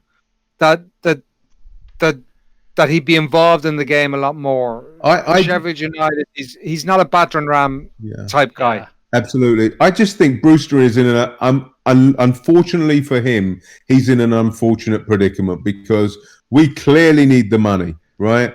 And he's expendable. But I think he's one of those players that could turn out into be a complete superstar or go down the route of, I don't know, Solanke. So for me, go on. Theo Walcott. You're bang on. And that's why this move is so crucial. And it's not a good summer to be moving. There's not a lot of money going around the game, and a lot of clubs have tightened their belt. For me, even in Newcastle would have been a really good move for him. Do you know what I mean? But I totally get it. But I don't think you're going to get that many Premiership clubs taking a chance on somebody so raw. Because I think you said last week he's played nothing, no games or whatever it is, and it's to spend 17-20 million on somebody that raw in this financial climate we have is very, very. It's going to be few and far between. It's only going to be the desperados that are going to go for him, and so for good reason. So sit tight. That'll be my advice to him. Sit tight, and listen. It's of no advantage to you. Maybe you get a signing on fee, and you get a bit of a. I don't even know whether, as Trish says, he'll get a bit of a bonus in his wages, but he'll do all right out of it. Make no mistake about that, because he'll get a signing on fee and he'll get a longer term contract maybe than the one he has at Liverpool. But if they get relegated, and that's bordering now on, it's a possibility. It's a strong possibility that in the next 2 years they'll be relegated, and then your contract and your signing on fee means nothing if they need to shift you on and somebody else comes in and buys you and you're not comfortable with it, because you're not going to say, no, I'm going to sit tight here in the EFL. This time to sit tight. Sorry, not just that. You've got to remember that if they do get relegated, he'd automatically be taking a pay cut. You'll find that'll be part of his terms, Tris, nowadays. Yeah, that's what I'm saying. He's automatically be so to say it's for the money. The money isn't going to be an improvement from staying at Liverpool, apart from a signing on fee. That's the only thing. That's not really going to be much for a player like him. Not being funny, he doesn't need the money. He's on. Would you advise him, Ian? What's that, mate? What would you advise him if you were his advisor? Are you talking to me, Ken? Yeah, Ian. Yeah. It's a difficult one, isn't it? Because, like you said, if he goes there, he's got the option is to stay where he is and then take what chances he gets, isn't it? Or to go out and get regular football. But I think you've got to have the right club to do that, haven't you? Yeah. That's what it's all about, is picking that right club. If you go out on loan, or if you're going to go for the whole hog and go to a club on a move, then you've definitely got to get the right one. But if he's that good, he could transform their season. Yeah, but that's a brilliant loan, isn't it? He'd be a brilliant loan, but Liverpool aren't interested in the loan because they need the cash. And he's got to have service for it to transform the club. It's all very well. They don't play a system that goes through forwards. They go through wide areas and cross it in. Is what they're. He'd probably be better going to Brighton. Yeah. Yeah, I mean, at Newcastle, at Brighton, he excelled at Swansea because, first of all, the level was below his capabilities, in my opinion, and they're a footballing team. They play the ball on the ground, they play it around, they play the ball through the forwards. Yeah, and Sheffield United don't do that. They knock it into the channels, and he'd be like McBurney running around there. He might as well join Sheffield Harriers. He'd be running around like a madman. And the other thing you have to consider as well. Oh, sorry. No, I was just going to say the other thing you have to consider. When I remembered, Steve Holland's at England. That's why he can't. That's why they couldn't get him. He's England assistant, isn't he? I just remembered. Yeah, that's what I thought he'd taken a job in the FMH. I knew he had something. It just came to me then. Sorry, he's England assistant manager, so they couldn't use him. So obviously that's why he wouldn't have been in the thought process. Sorry, Ian, go on. All I was going to say is obviously the other thing is the big decision for him to actually leave, isn't it? Yeah, he's got some very he's got belief in his abilities, so he may not leave at the end of the day.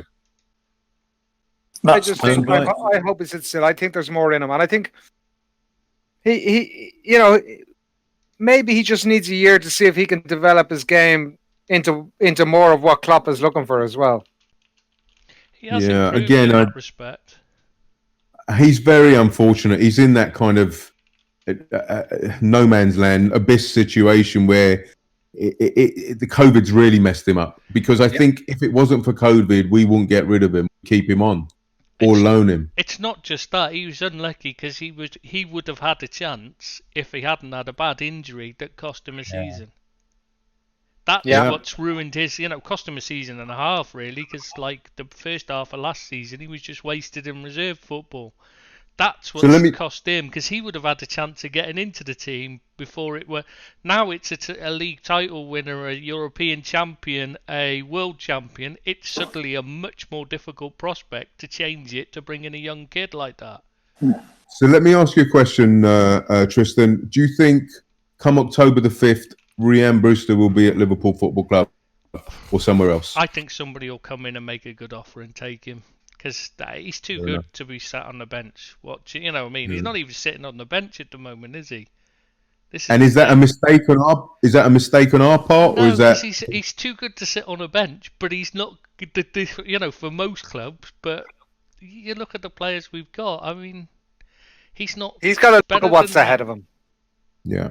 He's got to look at what's ahead of him, and he's sitting there and he's thinking, okay, I'm behind Firmino, right, as a centre forward.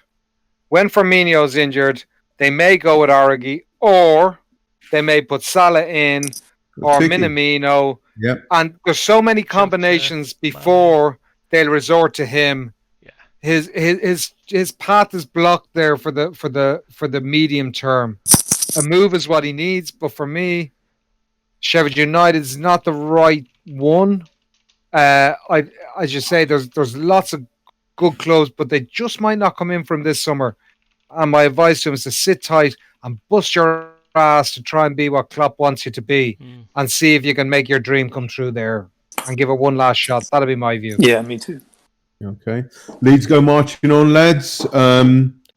Bielsa's got them. What is it? 5th or 6th now? They've 2 out of 3 they've won. 7th they are at the moment. 7th, yeah. Thanks, Ian. And they're buying a fella called Michael. Go on. Croissants. I got it. Croissants. Yeah. I was just going to say they're buying a fella called Michael. Yeah, Michael. Listen, we're going to have to get a linguist into this fucking thing. Yeah, you're right, mate. Well, I thought that was what you were on for, Ken. Yeah, to polish my phonetics. Listen, I'm a great man for the grammar. Don't you? Yeah. So what's this fella like? It's apparently he's pretty nifty.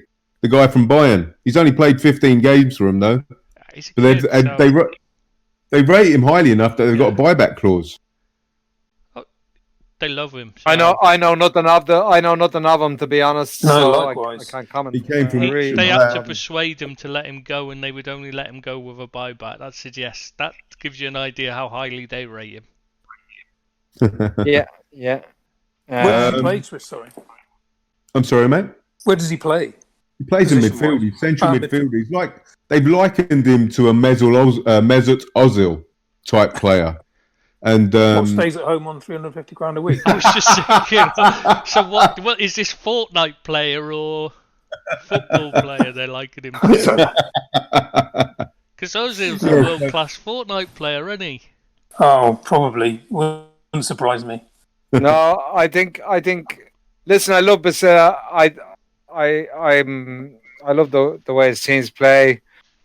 Scrappy 1-0 at the weekend, wasn't it? Well, yeah, kind of, yeah. Yeah, so they stay up. That's the main thing. Listen, I think they'll stay up. I hope they do. Is that Bamford 3 goals in 3 games now? He's prolific, that fella. And I'm sort of I'm hoping that they stay up. I like his brand of football, and spread the fresh air.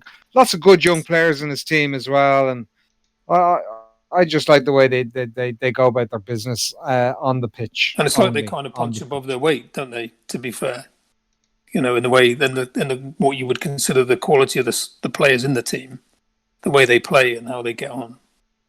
Yeah, they're just really well coached and really well drilled, and that's what a really good coach does. See, it'll be interesting again if somebody like Bielsa at United, and see what he gets from players, and see the distinction between both coaches. But anyway, let's not dwell on that. Thank you. So let's crack on to Tottenham versus Newcastle. So it was 1-1, and the obviously the major talking point was the dire figuratively and physically penalty decision. So who wants to take the penalty decision? I thought you were talking about last night when he ran off the pitch for a crap mid-game. And Jose Mourinho went chasing after him like he was like, "Where you going?" sort of thing. Did you see that? Did he? Did you not see it? Mourinho was twice as quick as Dyer. That was what was most worrying.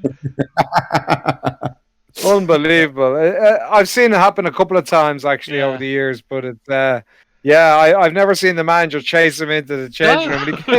And he came out afterwards and he says, "I just went in to put more pressure on him to hurry up." I mean, for fuck's sake. Unbelievable. If he needs to go and crap that badly, I don't think he needs pressure on him. Unbelievable. But listen, I thought they were just completely ripped off at the weekend. It's so frustrating, as I don't think there's a fan of any club who wasn't outraged by, maybe Arsenal fans excluded, outraged by that decision and what's going on generally with handballs around the place. I remember the mental one United got in the Champions League against PSG, and that's what nearly it's a year and a half ago. And it's just been getting worse and worse and worse and more unclear. Dyer had no idea what was going on there. He had no intention of handling the ball. He had his back to it, didn't he? Pushed as well, so his hand went up because he was pushed. So it should have, if anything, surely it should be. It should have been a free out. Yeah, there's that argument as well there, Tris. Look, it's a nonsense. It's just infuriating, and I don't think there's a club apart from Liverpool who are the VAR like angels that will not feel the pain of a decision like this somewhere throughout the season. It's becoming an absolute handball is a farce at the moment. It's like the offside rule with this cancelling goals out for a big toe being offside, that sort of stuff. It's they have to really get some clarity and help the referees, because it's not always the referee's fault. Not always. They have some assessor up in the stand who's going to sack them if he doesn't give the penalty, So, guys, why did IFAB change the handball rule this summer? Because what they're saying is the Premier League, apparently they're open to discussing the handball law, but with the clubs, but they're unable to make any changes. I think the interpretation of the law has to receive the blessing of IFAB, and their head of refereeing is obviously David Ellery, I think. And the new law states that a handball has occurred when the ball strikes a player who has become unnaturally bigger.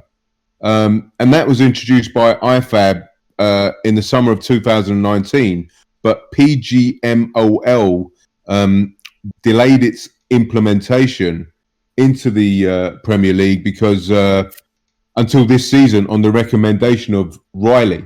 So why are they messing with the handball rule? I just don't understand, because it was bad last year and it seems to have got worse. What happened?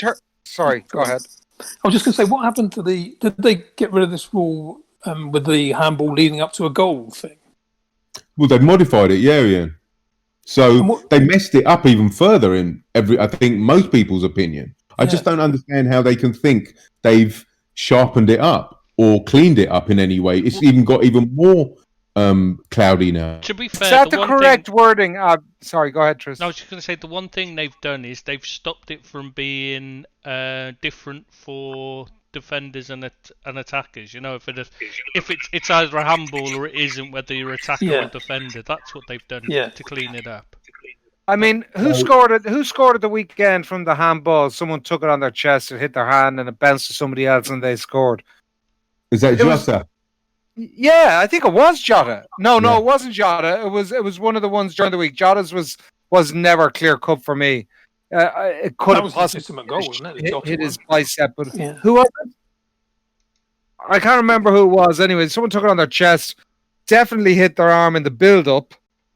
He passed it to somebody else, and then they scored. It was extraordinary, and it seems a different rule for a forward than it is for a fullback or for a defender.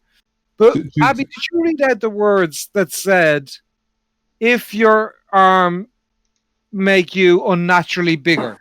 Yes. Okay, unnatural. That's silhouette. fine. If you're jumping for the ball in the air, right. Your natural position for your arms is up and away from your body. So you're not unnaturally making yourself bigger. You're naturally making yourself bigger. Correct. Right? Do you understand what I mean? So if that is the wording, if that is the wording, it's wrong. It's got to be the deliberate movement of the arm, isn't it, to make you bigger? When you're on the ground, that's where I see it as. I 100% agree with you, Ian. If your hand moves towards the ball, take the extreme one where Henry, remember that one against Ireland for France, where he actually punched it into the ball. If a defender goes to, because every Irish fella will tell you about it for days every time you mention football. No. That was really. That was being honest with you.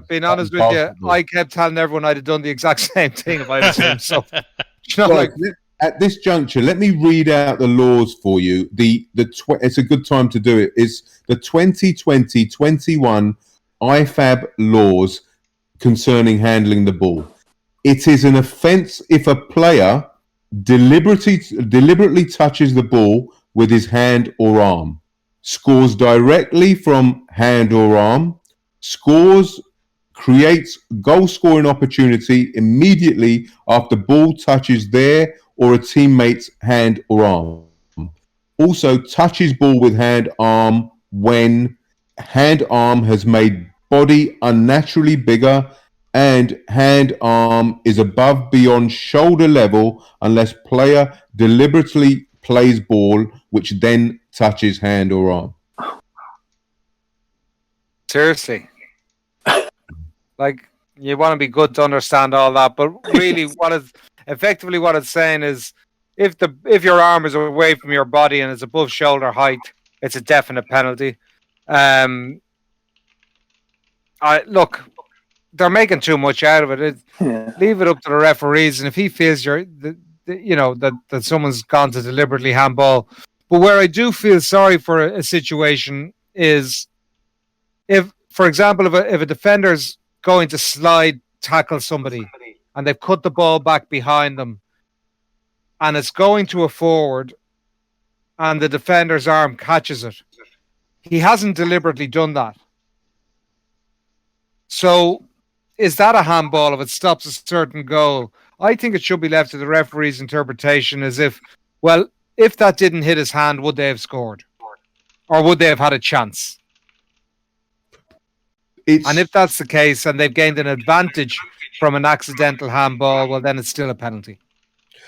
Now, let me ask you, gents, are the referees applying the letter of the law all the time when it comes to handballs? Or is their interpretation coming in, their own interpretation coming in? Well, you see, there's got to be a degree of that with the Diane ones, isn't there? Yeah, this is what I'm saying. It's not.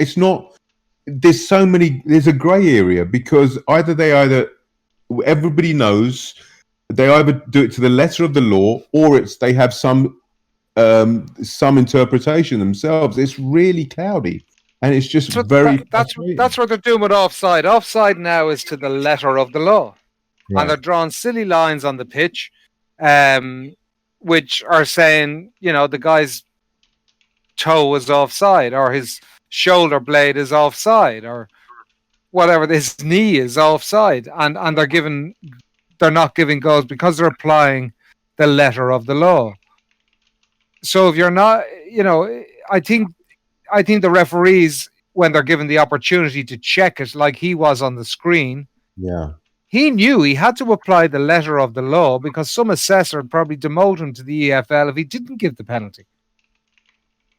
Now, the positive out of this situation, it's never going to be an exact science as VAR, or if it is, it's going to take a very long time because there's going to be gremlins, obviously. But the good thing is this season, and I know we were championing this last season. I remember, Tristan, we were saying about the referees coming, looking at the incident on the side, on the viewing at the side. At least they're doing that now. I think it's a good thing. Yeah, that was forced on them by IFAB, though, because the PGMOL didn't want to do that. Well, I didn't know that. No, they didn't. Riley wasn't a supporter of that, I don't think. Well, which is crazy, isn't it? Absolutely. Go on, mate. Sorry. No, somebody else was going to go. Tris, was that you? No, it wasn't me. I was right. I thought it was you. No, I just said. Somebody said Riley, and then somebody was going to say something, I think.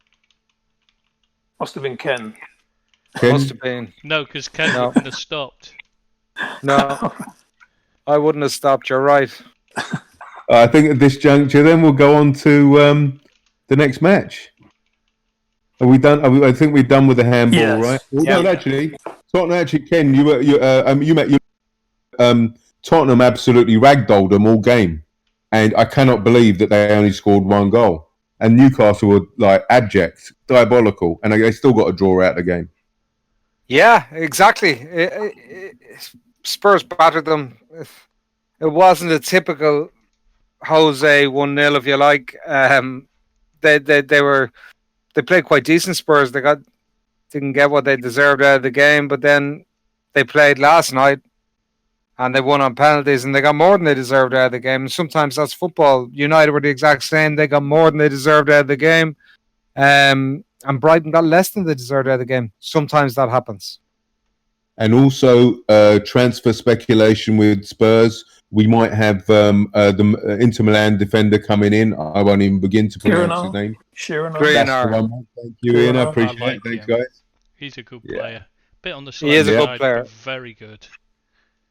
And we have there's a little matter of Mr. Bale in about 3 or 4 weeks that's going to be fit. So let's 3 or 4 months, you mean? He'll be playing golf today. It'll be like, my back's gone. Bale, I didn't want United to sign him this time round, but he's always one of those players as a United supporter that I feel is one that got away. I really like Bale. I think he's been given an awful time by Zidane. I don't think he's helped himself, by the way. I don't think he's covered himself in glory either. But on his day, when he's fit, and even if he only plays 25 games for Tottenham this season, he'll be their best player in 20 of those 25 games. That's if that's all you get from him, well, I'd take that. He's a top player. He gets bums off seats. I like watching him play when he's at his best, when he's firing. And I don't think he's a bad lad. I think he's probably living over there in Spain, didn't speak the language, had no interest in learning the culture. I don't think he's the sharpest tool in the box, to be honest with you. And I hope he rips it up. I'd love to see him do well. I like the underdog sometimes. Yeah, but gents, who would come back? Who would want to move anywhere when you're on 600 grand a week? It's super difficult to change that. And the lifestyle he had. He had a golf course in his back garden. And golf's his life, or is it Golf Wales and then Madrid? Yeah. If he'd only just listened to medical advice when they're telling him you need to give the golf a break because it's not helping you recover, then we wouldn't be talking about him going back to Spurs. We'd still be talking about him playing for Real Madrid. Yeah, As I said, I don't think he's covered himself in glory. But again, won 4 Champions Leagues medals. I mean, it's not as if he's had an unsuccessful career. Not by any stretch. It's just amazing. And scored in 3 of them, I think. Absolutely. He's a top player when he's on his game. Absolutely top. I hope he rips it up. I really do. And I'd love to see him do well. He's not a bad fella, I don't think. But a lot of times, he went over there to Spain when he was, 23, 24? This may sound just so stupid and real old man stuff, but what guidance did he have there as a kid? Do you know what I mean? It's any wonder he fell into the odd bad habit or fell into the golf and didn't take up the language. What sort of guidance do these people have and these kids have at times? And people say, well, he's 23, 24.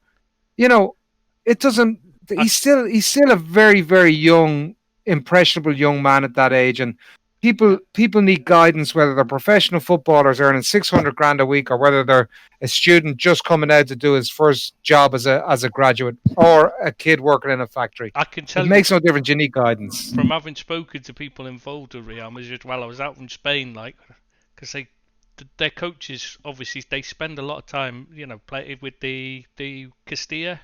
They played the local team, speak to the yeah.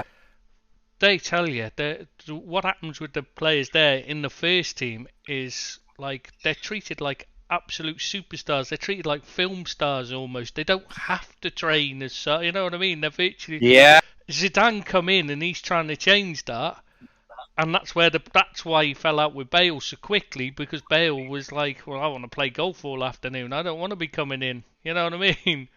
Yeah. I don't want to do the double training sessions when I can be out on the golf course playing, on my golf course. Sod you, and then he just wouldn't have it, and that's why the two were never going to work. But exactly. You're right, because he should have gone when he went in there. If he'd have been told, this is what you do, you train twice a day. When the medical team tells you that you need to rest, you rest. But instead, he was just given free license to do what he wanted. And they'd help him to do things, you know what I mean? They helped him find the house with the golf, get the golf course built and all that, Yeah, listen, but I'm talking about, even if there's no parental guidance or family guidance, I mean, he's his agent's fucking meal deal, right? What is his agent doing to make sure... But what's his agent doing to make sure that the club are aware of these issues early doors and stamp them out? It's just... You say that, but his agent's one of the biggest in the... they're one of the 3 main ones. They actually made the most money over the last couple of years, his agency. Even more than Raiola and Mendes. I know, once Bale signed that deal... So I was just going to say, once Bale signed that deal, then his agent's done his job as far as he's concerned, and he's got the money rolling in for both of them, isn't he? Yeah. And that's what I'm saying. People who are not in familiar surroundings and surrounded by familiar people and family and loved ones and people who'll actually pull you aside. I'd like to think that I'd still pull my young fella aside at 24, 25 and say, hey, listen, cop yourself on, fella. Do you know what I mean? Everyone needs guidance, and he's over there living in a strange country with probably not a great deal and all yes men surrounding him all over the place. Where is his person to pull him into line? He had that with Gary Speed, and then obviously what happened to Gary Speed, there's nobody there. I don't think that he listened to him. We're sounding like we're talking like he's a cracker and he's living and he's homeless. No, but the thing is, he's not making the most of his Champions talent. Leagues, two La Ligas, 3 UEFA Super Cups, 3 Club World Cups. Yes, he's on is he the one that won that, or is it because he plays for Real Madrid he won that? If you see what I mean. He's still won, and he's still when he's going to be. No player ever is responsible for doing it on their own. Exactly. Having said that, he played as part of a great team, and he played a really good part, particularly early doors. He was never particularly liked by the fans. He wasn't Ronaldo. but he's still graced the same team as Ronaldo and stood out on many an occasion. Top player. I hope he rips it up, and I hope he does great. And that's my want for him. I just think he's a fella that I always wanted to support in a United jersey. We didn't get the opportunity. I think we're probably right not to take it now, given finances and the way the squad is going and all that sort of stuff. Anyway, Ollie to ruin them. But we just have to wait and see. Gents, who's going to drop 300 grand in salary and move a week and move to a different league? You're not going to do it. If you've got a 5-year salary with $650 a week, whatever it is, and you've got an idyllic lifestyle, why would you move? And you're winning trophies. Contract as well. Winning trophies. Sorry, buddy. And that's your last big contract in reality as well. And to be fair, they renewed it as well, didn't they? That's why it's such a contract. They renewed it. Why would he move? I mean, we're like, we're kind of giving him his autopsy, whatever it is, or post-mortem, but I'm sure he's super happy with his life and what he's done. I made that exact post on the United page when people were slagging him off, and I was saying, hang on a second. This guy has won everything there is to win in the game. He's made more money than most out of the game. He's got the ideal lifestyle, Why the hell should he give all that up? Let me do the maths on that. 600. No, it wasn't 600 a week. You're getting it wrong. It's $500,000 take home. Friggin' hell. My understanding was it was 300 grand a week take home, which when grossed up is 600 grand a week in the UK. No, so is that 26 million a year? 600 grand euros. So they do the pay in after. This is from speaking to the coaches there. They do the pay in after tax. The deals are done. They are. After tax, he got £500,000 in pounds roughly after tax. But that includes. You've got to remember that includes a signing-on fee will be paid throughout the length of the contract as well. Yeah. So that's not just straight salary. That'll include bonuses and stuff like that as well. So it is hard to say what his actual salary is when you're doing this. But he's taken home the best part of making $500,000 a week. So he's a millionaire every 2 weeks for 5 years. Yeah. Poor Gareth Bale. Yeah, it's I don't think anyone is saying poor Gareth Bale or Gareth Bale hasn't done well. What I think people are saying is he's a high risk because he earns a lot of money and he spends a lot of time on the treatment table. And some of that's his own fault. Fair play to him for that contract. The other thing is though, what you say, what for me anyway, I think of it as just how good could he have been if he'd have actually listened to advice and that, you know what I mean? It's just you just think you could have been one of the best ever. We could have been, he could have been the one fighting with Ronaldo and Messi every year for the Ballon d'Or. Should have been. That's my argument about Wayne Rooney is the exact same. Exactly. He's England's all-time top scorer and appearance maker, I think, outfield. He's United's all-time top goal scorer. He won every trophy in the game. He won a lot of personal trophies, particularly early on in his career. But he could have been so much better if he had applied himself and lived the Ronaldo, and people don't think it, the Messi regime with regards to mental attitude, the will to win, and the application required to be the best in the world, which those two guys have in abundance. Yes, you could say the same for. Yeah, no, I mean, you're right, guys. But going back to Gareth Bale, I mean, good for him. I mean, if you were earning £1 million every 2 weeks, why would you move? You're winning trophies. I mean, you wouldn't move. You wouldn't. You just wouldn't. And he's found something he loves to do is play golf. And he's got a brilliant life and he's had a brilliant career and now he's moving to a team he loves. So it's not as if his career's been all doom and gloom. And we're talking as if it's like, again, he's won 4 Champions League trophies. Go on, yeah, 100% agreed, mate. He's in a top position. He's still getting the money because Madrid are having to back up his wages. it's all good for Gareth Bale. I don't think anyone's thinking or saying for Gareth Bale. Yeah, I think it's win-win. Yeah. And listen, if he wanted to, if he had that conversation in his head about, could I have been or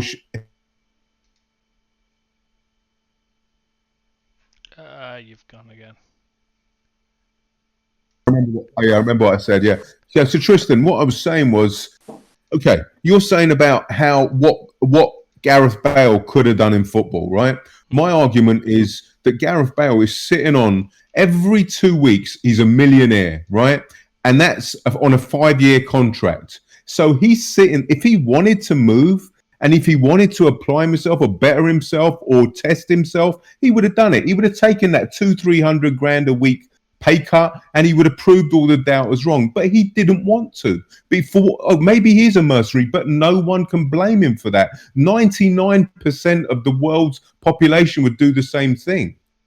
So I don't begrudge him. And again, I keep reiterating, he's won 4 Champions League medals at Madrid. He's won 2 La Liga titles. Excellent players go through their career not winning 1 title, not winning 1 Champions League medal. So he's got 6. So I think he's good. And now he's come to Tottenham, and he obviously clearly loves the club. He's got a smile on his face.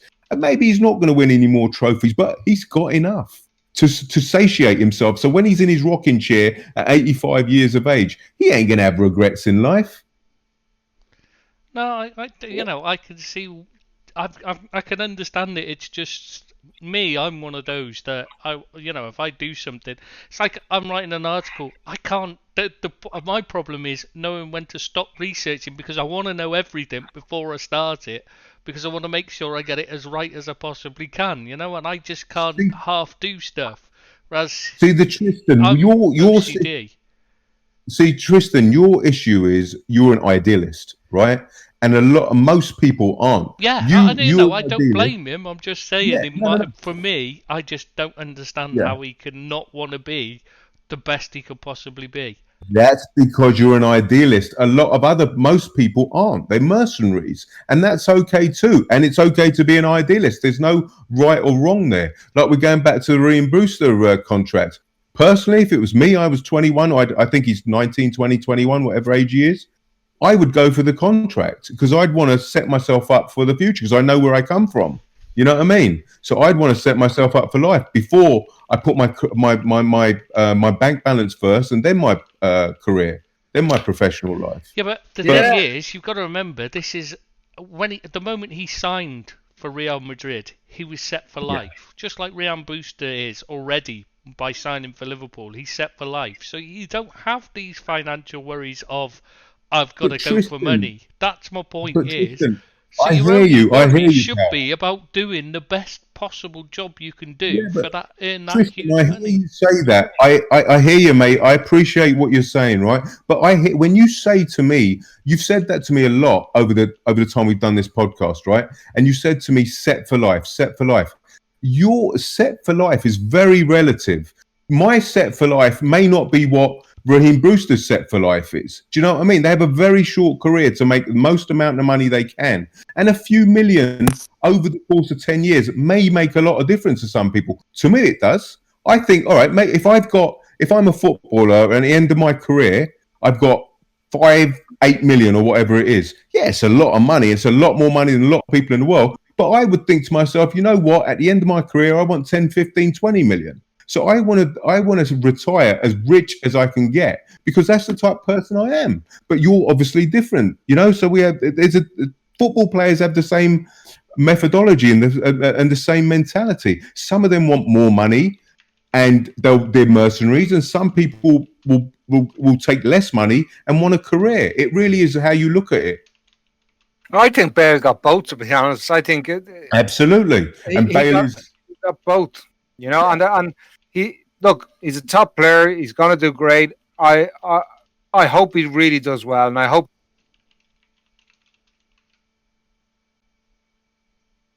Guys? I'm still here. Oh, you know what it is? His bloody timer's gone off on his computer again. This is what happened earlier. He was talking to me, and then all of a sudden he just went silent. I'm sat there going, Ken? Ken? And it turned out the timer on his computer had switched it off. Apparently his missus must have set a timer to stop him having 3-hour podcasts. Internet's gone down. No, literally, he said he got a timer on his computer that shuts it down after a certain length of time. I reckon his missus has done that because of last time. I think he might be back. Are you back, Ken? No, I can hear it flashing. Yeah, I can see it flashing. I mean, obviously, he was just saying about Bale. You know, he wishes him well and hopes he does all right for Spurs, and I don't see why he won't. To be fair, he's quality. It's just whether he's... Yeah, we can hear you, Ken. All right, what happened? Did the missus drag you off? No. Oh, he's gone again. Go on, we'll head in the bucket. I don't know. It sounded really tinny, didn't it? Yeah. He's probably maybe his headphones got batteries or something, and the battery's gone. I think he was just reiterating his point, wasn't he, about Bale wishing him well and hope he does good for Spurs. Hello? Oh, he's back. You can hear you, pal. Yeah, sorry, that my headset was there's a wire loose or something from the kids playing on the PlayStation. You got a wire loose. We always thought you had a screw loose, not a wire loose. Yeah. Well, I'm wired incorrectly, put it that way. Boom, boom. All right, guys, should we crack on to Man City versus Leicester City? Yeah, can't wait. Go on. Yeah. All right, so Manchester City losing 5-2 at home to Leicester. Now, I clearly, this is Tristan's fault because Brendan Rodgers was obviously week, and he's slagging off Brendan Rodgers, and Rodgers is saying, right, I'll show you, Tristan, and he pulls out a performance like that. Shame he couldn't do it when he was Liverpool manager, beat Man City 5-2 at the Etihad. Yeah, he'd have played the reserve side anyway, wouldn't he, if it had been an important game against City? What was that all about, eh? 5-2 away, Leicester winning at City. Well, again, I missed that game, so it was just incredible when I heard the score. I think City went 1-0 up, and then. Being honest with you, did you see the game, Tris? Yeah, I'm not convinced it was a 5-2 win. As in, like, if you just sat down and looked at it, if you didn't see the goals, just took the goals, so you didn't know what the score was. It's just the overall play in that. Yeah. I don't think City deserved to lose so heavily at all. I mean, they had 83% possession for the first 35 minutes of the game, and were dominant, absolutely dominant. Vardy touched the ball 8 times in the first half, and one of them was to take the penalty, right at the last kick of the half. City absolutely battered them. And then what you get is the usual trolls coming out on the United page saying, "Oh, look at City now. They're, people slagging Ollie off because they weren't fit." I mean, absolute nonsense. City battered them for the first hour probably of the game, and then their defense was woeful, wide open, horrendous penalties to be given away. Like, defending was kamikaze, and I wouldn't mind, but that Stick Stones wasn't even playing. Right, so it just shows you City defensively absolutely all over the place on the day. I said here last week, I don't know whether Vardy can do what he's been doing for the last 5 years. And to be honest with you, in the first half, he looked like the old man from Steptoe and Son. Like he just. But when you give him space and half a pitch to run into, he will do you damage. And I can't believe it happens City every time. He's scored more goals against Man City, I think, than any other player. Yeah, against Pep teams than any other player. Against Pep teams than any other player. Yeah, I mean, and let's face it, he didn't play against Bayern Munich and Barcelona too often, right? Exactly. So, like, it's a shocking indictment of City's defending that every time they play against Vardy, that he just pulls them apart. But that guy Garcia in the helmet. The back four was weird, wasn't it? That Garcia and the helmet. Well, it wasn't even a back four half the time. It was like they were all over the shop. They didn't seem to know what they were playing. But that guy in the helmet, Garcia, he's just abysmal. What was he doing? It's like he's never Barcelona played the game before. Want to sign him. And Barcelona want to sign him, don't they? Wow, yeah, but Barcelona aren't exactly renowned for buying good, known how to buy a good defender, are they, to be fair? That's what I'm saying. Sell him quick. Jesus, he's never going to... He won't cut it in the EPL. He might be a silky footballer, and I'm sure he is, and I'm sure he's loads of talent. Who's this? He's not a Premier League centre-half. Now, City's solution to their defensive problem has been to buy Ruben Diaz from Benfica for 65 million. Now, Otamendi, who's 33, has gone in the other direction and has cost 15 million. So I'm not sure what's going on there. But so let's talk about Diaz, because I have no idea what. Any of you know anything about him? Yeah. I know a bit because I was watching him a bit when United were linked with him last year. Right. And I've seen Yeah, did you, mate? Well, then you'll know, Tris. Because he was linked to United, I got asked for one, so I did one. Yeah. He's one of those. He needed a move. Like this was over a year ago. I did it, and he needed a move then because he was too good for the Portuguese league. And when you're watching it and you're saying he's just not being tested, there's no way of judging how good he actually is, because it was a bit like watching Van Dijk in Scotland, where you're just thinking, oh, he's just strolling through the game, it's far too easy. Is he that good, or is it just that the rest of the players are crap? You don't know until they move, and this is where we'll find out how good he is. But he does look very good, and he's especially good on the ball, which will obviously suit City. Now they wanted to. I'm just worried. Will we find out how good he is, or will he be allowed to defend? That's a good point. I'd like to have seen him play for Mourinho, because I think he's a proper. I know you laugh at me maybe when I say this, but when Carvalho came with Mourinho, do you remember that time from Porto? He was a great player, Carvalho. Oh, a magic player and very underrated footballer. And being honest with you, you don't go to Real Madrid as well and do well there. He's a proper player. I think he went into Milan as well. I'm not 100% sure if he followed Mourinho everywhere, but he reminds me a little bit of him. Yeah. Except he's better on the ball. He's not quite as quick either, though. Yeah, that's fair. Because that Carvalho was blisteringly quick when he just didn't look it, but he just was. They never saw an attacker outpace him, did you? He looked like an old man, to be fair. Yeah, he reminds me of the guy from Atletico Madrid for the last few years who went to Inter. His name just escapes me now at the moment. Godin. Like he's brilliant. A proper defender on his day. Do you know what I mean? Carvalho is a proper defender, and you also know he was a nasty fucking. Excuse me, that didn't bleep it out. He was a nasty. He was a nasty little. He's a nasty streak in him when it was needed. That's who Diaz reminds me of, and if he comes out anything as good as Carvalho, he'll be a great signing. So that was a fair comparison. The third choice, guys.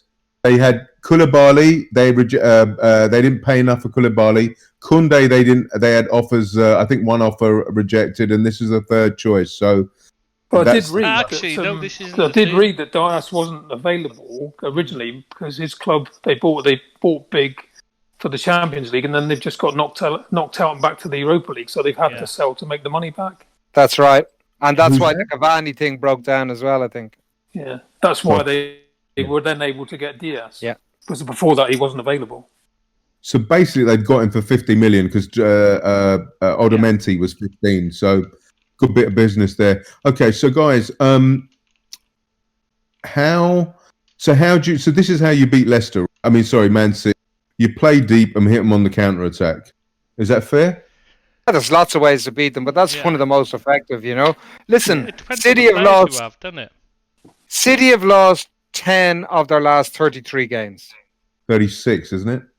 Is it 36? Sorry, I beg your pardon. Yeah, 36. Well, that just tells you everything you need to know. They are not a form team. They're not in form.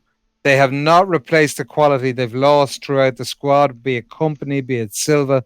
Now, they're top drawer players, and it's very hard to replace them, but they haven't replaced them well. They haven't replaced them early enough. Ideally, Diaz should have been there alongside Kompany and Laporte. You know what I mean? And ease your way into the team. Like, nothing has been done very correctly there over the past 18 months, in my opinion. There's lots and lots of errors. What was all the business about Sané? He just completely... planning? Is that what you're saying? Huh? Planning. The which? They planned it well, yeah? Yeah, absolutely. I think the planning's been poor, and the execution and some of the personnel they brought in is poor. Like, I look at City's squad now, and I don't think it's a great deal better position for position than Man United's. Mm. There's weaknesses all over that squad. I mean, Rodney and Fernandinho as a midfield, I don't get it. I mean, that was way too passive. Like, they've got some incredible... And they went 1-0 up against Leicester. And you shouldn't be going back... You shouldn't be losing 5-2 when you go 1-0 up with the squad that they have. No. You know? Well, they did capitulate, and it was bad defending and all that sort of stuff, and that can happen. And they're missing Aguero and or Jesus, aren't they? Yeah, but Ian, that's the point, mate. That's the point that they have. They've spent billions. You can't then complain because you're missing 2 players. Yeah. Well, you see, I think that just shows the lack of planning. Yeah, Manchester City have spent £1 billion or something like that over the last little while, few years. And they could not field a centre forward. Yeah, they've spent 261 million just on their defence. and they can't field a centre forward if they've 2 injuries. Now that's a shocking indictment, really.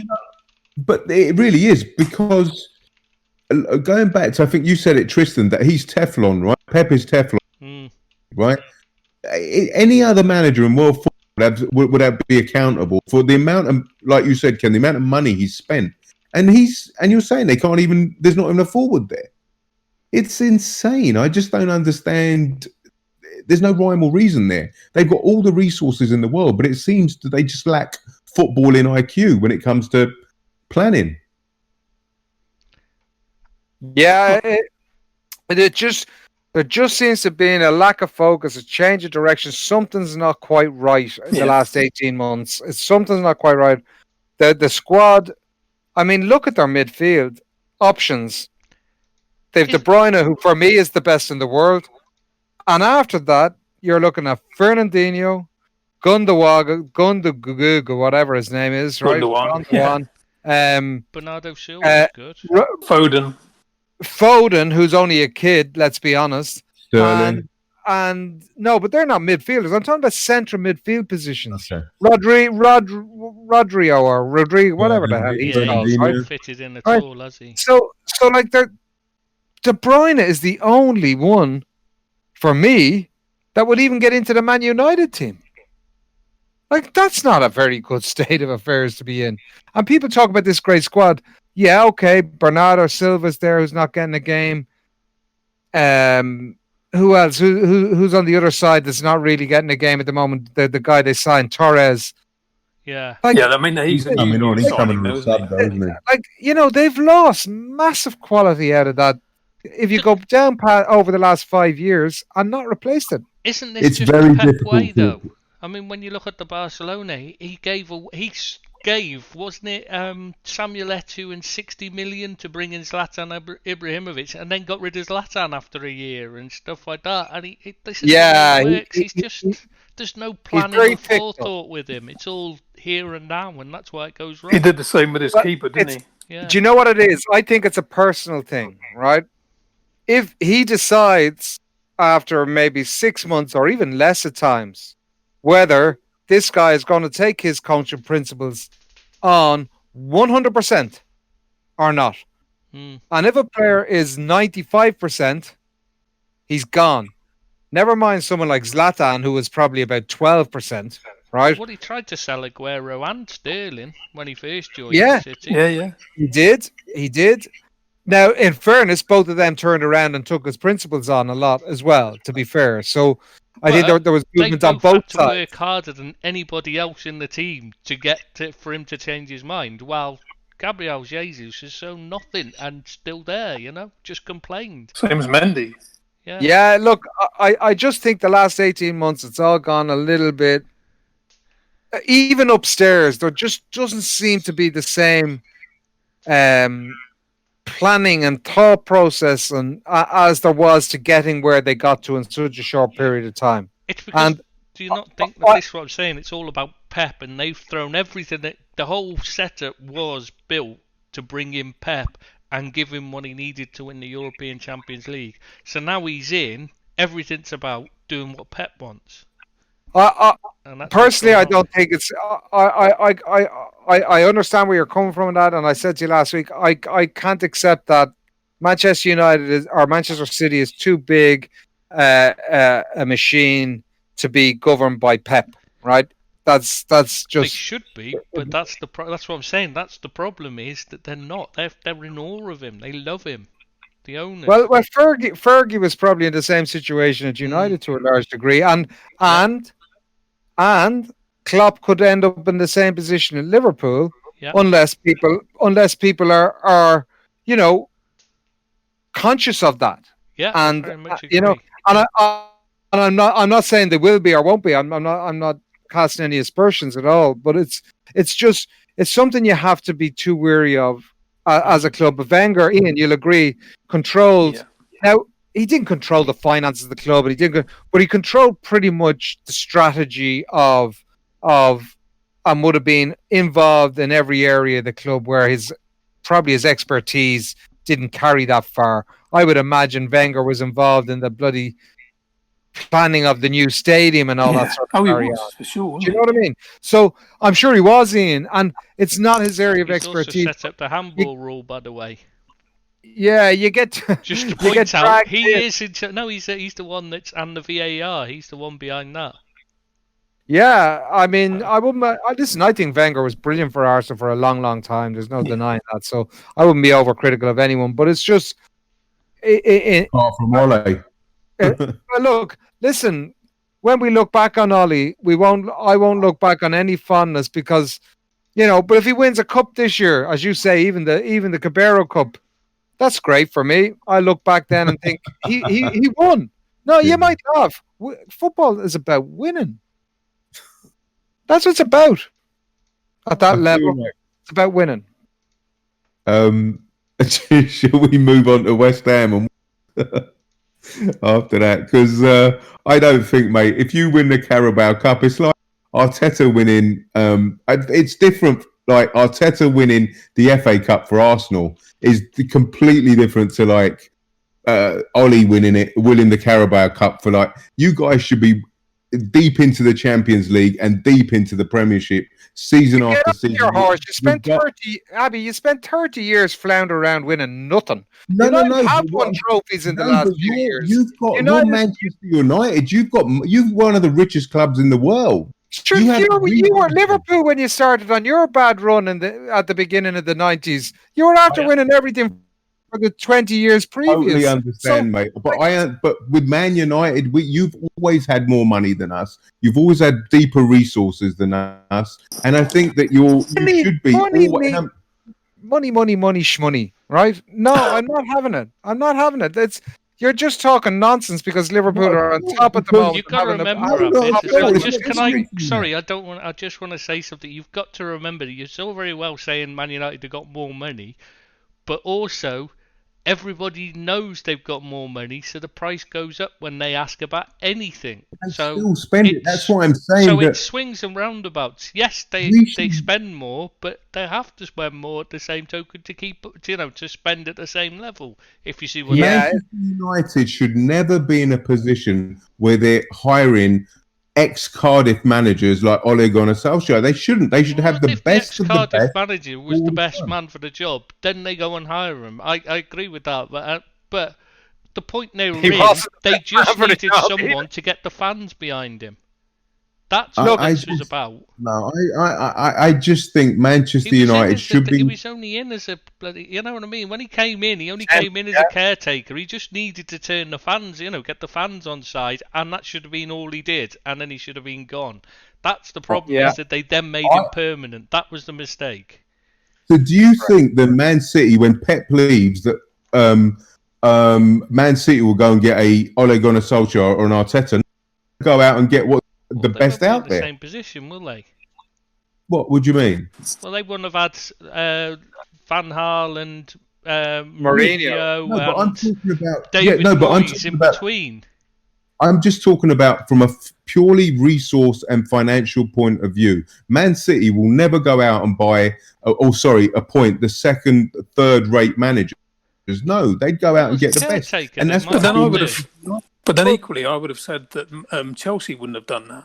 Yeah, and not being. And they've done that with Lampard. It's not like they're paying Ollie £1 million. It's nothing to do with resource. Yeah, it's absolutely not. Ollie, Mourinho, and Van Gaal were the best paid managers, and Ollie is one of the best paid managers in the league. It's not the money. No, I'm not talking about the money that you pay Ollie. I'm talking about the money. Excuse me. I'm talking about. City can't do that anyway. Because they haven't got the legend who's in a position of coaching. They haven't got the big legends that have won them a European Champions League to a point. I understand that, but I just think Manchester United should be appointing the top echelon, the top 1% of managers in world football. You cut your cloth to match what you've got, though, at the time. You can't just say you go out. We wouldn't decide. We appointed Roy Hodgson because we were desperate at the time. These things happen. People make mistakes. I don't know. I was always against that sign. I just don't think it befits your stature or your status. It was a mistake to make him permanent. Yes, we know. But I agree with you to a degree, but I don't think there's anything wrong with putting an up-and-coming manager in. They just chose the wrong one, and he wasn't an up-and-coming manager.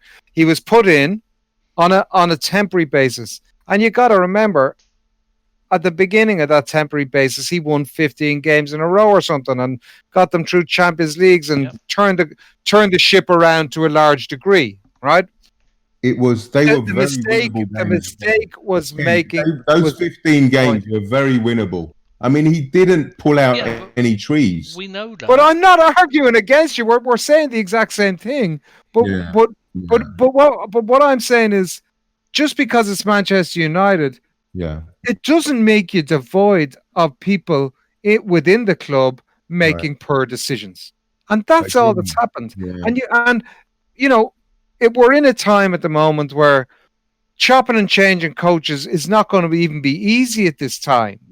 I think he will, if he flounders, and if they don't get off to a reasonable start. For example, if they were their next 6 matches to draw 3 and lose 3, I think he'll be fired. But if they win 3 and lose 2 and draw 1, he'll be kept. I just think if the pressure comes on him early, he'll be gone. I'm speaking from a completely. I've had you guys made my youth a misery, winning everything.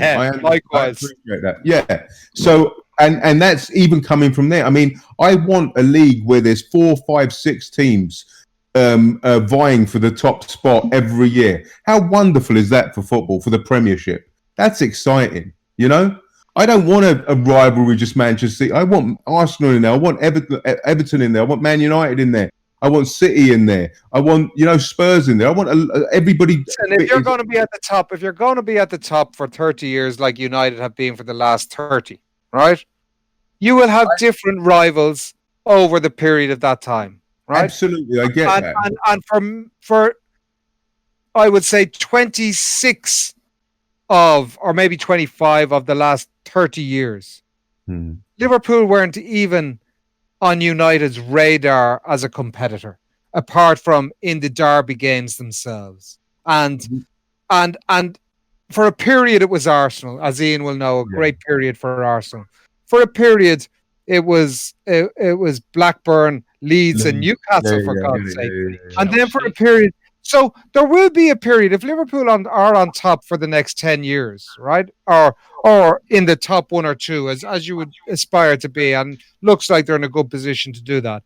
If they are if they are the top team, they will have a couple of years where Chelsea will have a great side, a couple of years while United are their biggest competitors. Maybe Arsenal come back up again. It's all cyclical. And it'll all happen over again. If you want to know what's going to happen in the next 30 years in the Premiership, you look back at the last 30 and you'll have an idea what's going to happen. The same as anything in life. If you want to see what's going to happen in the next 40 or 50 years in certain things, you look back at history because it repeats itself. It's cyclical.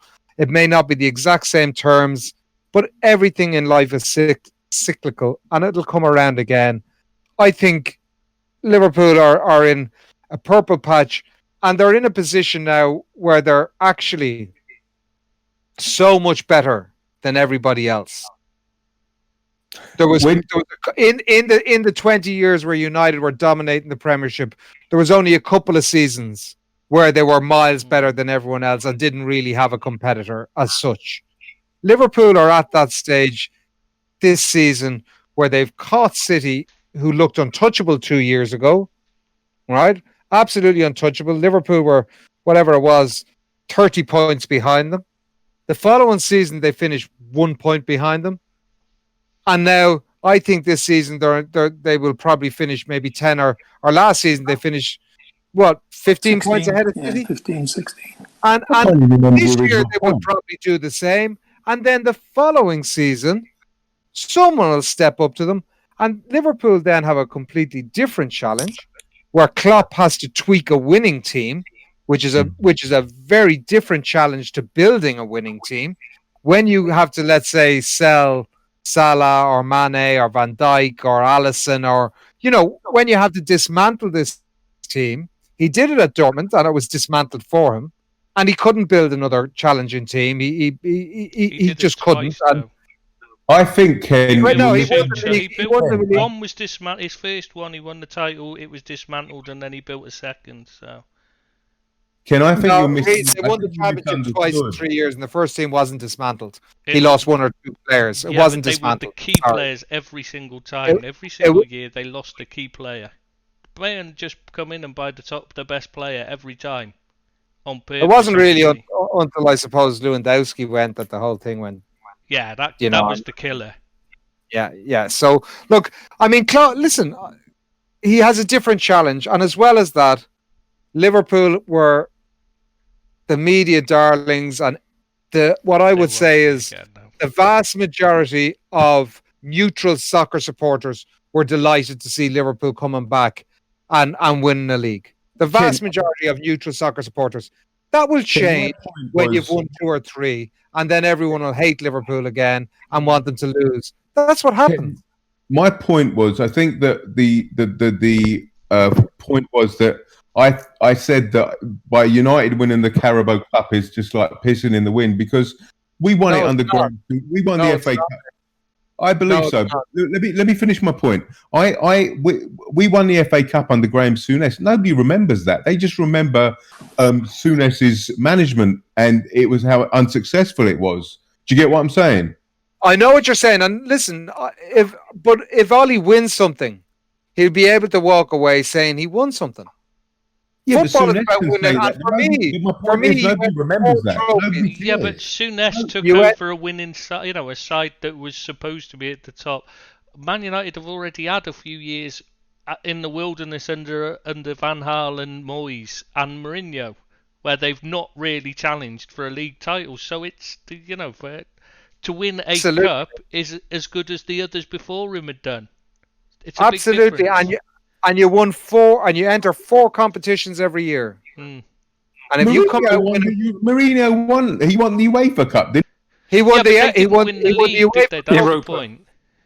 Van Gaal won the FA Cup. Mourinho won the UEFA Cup. Mourinho won the League Cup. So he was winning managers. The FA Cup final.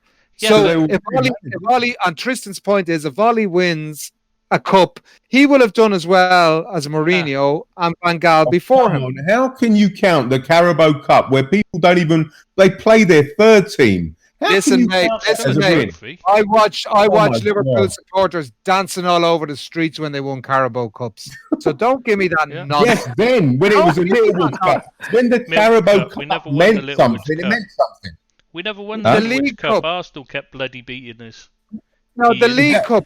Liverpool have won the League Cup more than any other club, mate. But that was them people when people actually put out first team. No, would you not be talking rubbish? They've been playing reserve teams in it since the 70s. Would you not be talking nonsense? No, man. When Liverpool watched FA Cup games where Liverpool have had reserve teams out. Even when I was a kid. Their third teams out. People don't. Klopp doesn't take the Carabao. You win 4 trophies. You enter 4 competitions at the beginning of a season. It is the least of the 4 priorities. Last season, United's priorities would have been obviously the Premiership. After that, UEFA Cup because it gets you into the Champions League if you flop. After that, the FA Cup, and after that, the League Cup. Right? I think it's the same this year. But if you win a cup, it's a successful season.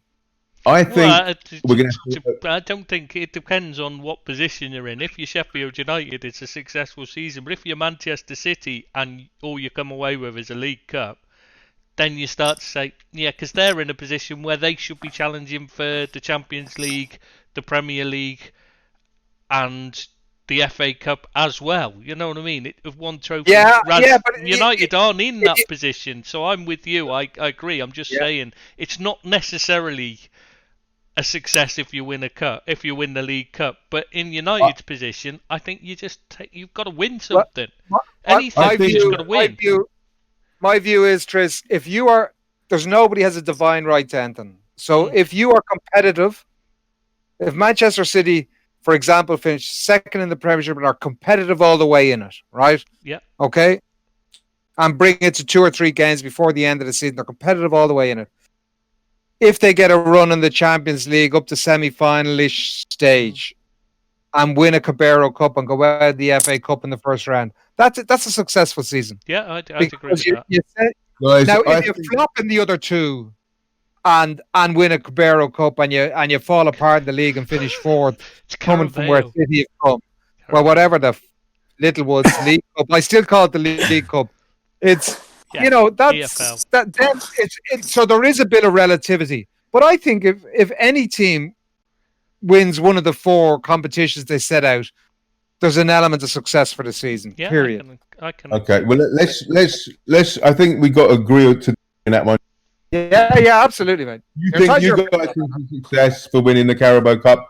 I don't. And let's beg to differ on that one, guys. Let's move on to West Ham 4, Wolves 0. Because that's what David Moyes does. He wins. That was a shocking result for Wolves, that one. Oh. Really. Again, call out on Wolves. I think a few of us said it last week. I think Billy said it as well. I don't expect Wolves to be up where I saw them last season. I think they have a few really good players in that team. Really good players. I think Doherty's a big loss to them. As we said last week, it's not that he's a brilliant player, but he was a brilliant player for Wolves. Do you know what I mean? And sometimes you find your home where everything just fits. And he was a brilliant player for Wolves. So I think it was a mistake for them to sell him. Semedo hasn't started. Has he started for them yet? He started in that game. Yeah. Did he? Yeah. Well, look, it's going to take him a while to settle into whatever's required for the Premier League. As we said last week, it's like playing a different sport for foreigners. So I'm not sure about Wolves. I think Neves, I really like Neves. I really like their centre forward, Jimenez.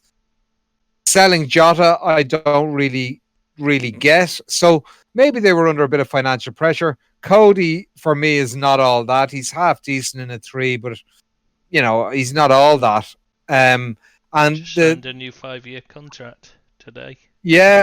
Oh no, listen, don't get me wrong, Cody's a decent player and he's their captain and all that, but he's not he needs good players around him as well. He's not going to be the defensive rock and cover for lots of frailties elsewhere. No, he's a sweeper. Did they see the Did they see the big money they spent on Silva as a replacement for Neto? 35 million. Jota, you mean? Neto's still there. Sorry, Jota. Yeah, Jota. Sorry. Yeah, I like Neto actually. He's a funny little player. He flips in net against but as a neutral, he puts a smile on my face sometimes when I watch him. Again, is he just going to jump into the Premiership and set the world on fire? I think Wolves will be mid-table this year at best. Yeah, and of course they signed that. Sorry, the Liverpool lad as well, didn't they? Signed the Liverpool lad, Hoover, was it? Hoover, yeah, Keanu Hoover. I'm sure I watched him for Liverpool, and he looked actually pretty good. I was surprised they let him go, but he did play in the Cup. He's well regarded at Liverpool. I think that what happened there was, they got the chance to sign Jota, and they obviously said, "Well, listen, if you're taking Jota, we want him." And it was probably his path is probably blocked at Liverpool to a certain extent, and they seem to get good money for a kid who's never even played. What happened was the down payment was covered by Hoover going the other way. That's what it was. We haven't got any cash to outlay now, so we needed to do something to make the deal work, to get the deal through. It's what we've been having to do with all the deals we're doing. Buy now, pay later, Yeah. Well, look, it's good management. It's in the position Liverpool in. It's a low risk strategy. It's not like they're not going to qualify for the Champions League. I think they will. I think they're going to be. They'll sneak in. Well, Hoover's behind Nico Williams and Trent Alexander-Arnold, so he dropped behind. You know what I mean? So he was really going to struggle for game time, wasn't he? And he needed a move, I think, for his sake as well. Good management for me. Wilshere had a great game as well for West Ham. Who did? I know Tris doesn't like him at all. Who did? What do you think of Wilshere, Ian? He wasn't even playing. He wasn't even on the bench. That's what I'm saying. You have me confused. I just thought I'd mention his name for you, Tris. Probably the best he's played. Are they not trying to cancel his contract? Yeah, I did hear that. Well, why? How would anybody bought him? I have no idea. It's like, what were they thinking? But there you go. It would be like if somebody relieves us of Phil Jones. Yeah, exactly. Yeah, it's like what? Really? But, we didn't get anything for him, but it's the fact that they gave him the contract, and they obviously he was a free agent. I suppose they gave him a wedge as well. Oh, I'd say he got a big wedge. Yeah. I spent the week in Marbella with him one time. Nutcase. Who, Wilshere? Yeah. Brightest lad either, is he? No. Oh, and when they have him on as a pundit, I'm like, what? Why? Pundits nowadays, it's just like they're deliberately choosing the people with the least insight they can possibly find. I know. What's going on? Joe Cole's a dead loss for me. Oh, he's if you dropped him on his head, nobody would notice, would they? They seem to have sidelined Redknapp to a large extent. Yeah, he wasn't much better, let's be honest.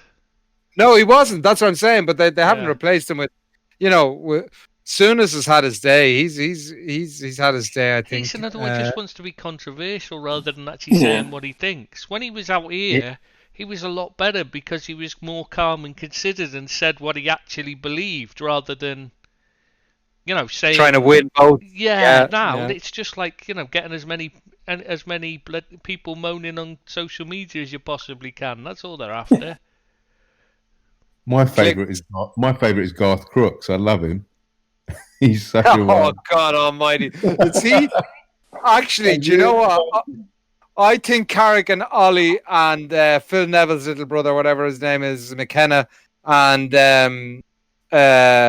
Phelan should bring Garth Crooks in to be the inspirational one. I love reading his Garth Crooks Team of the Week just for the absolute bollocks he's written in there.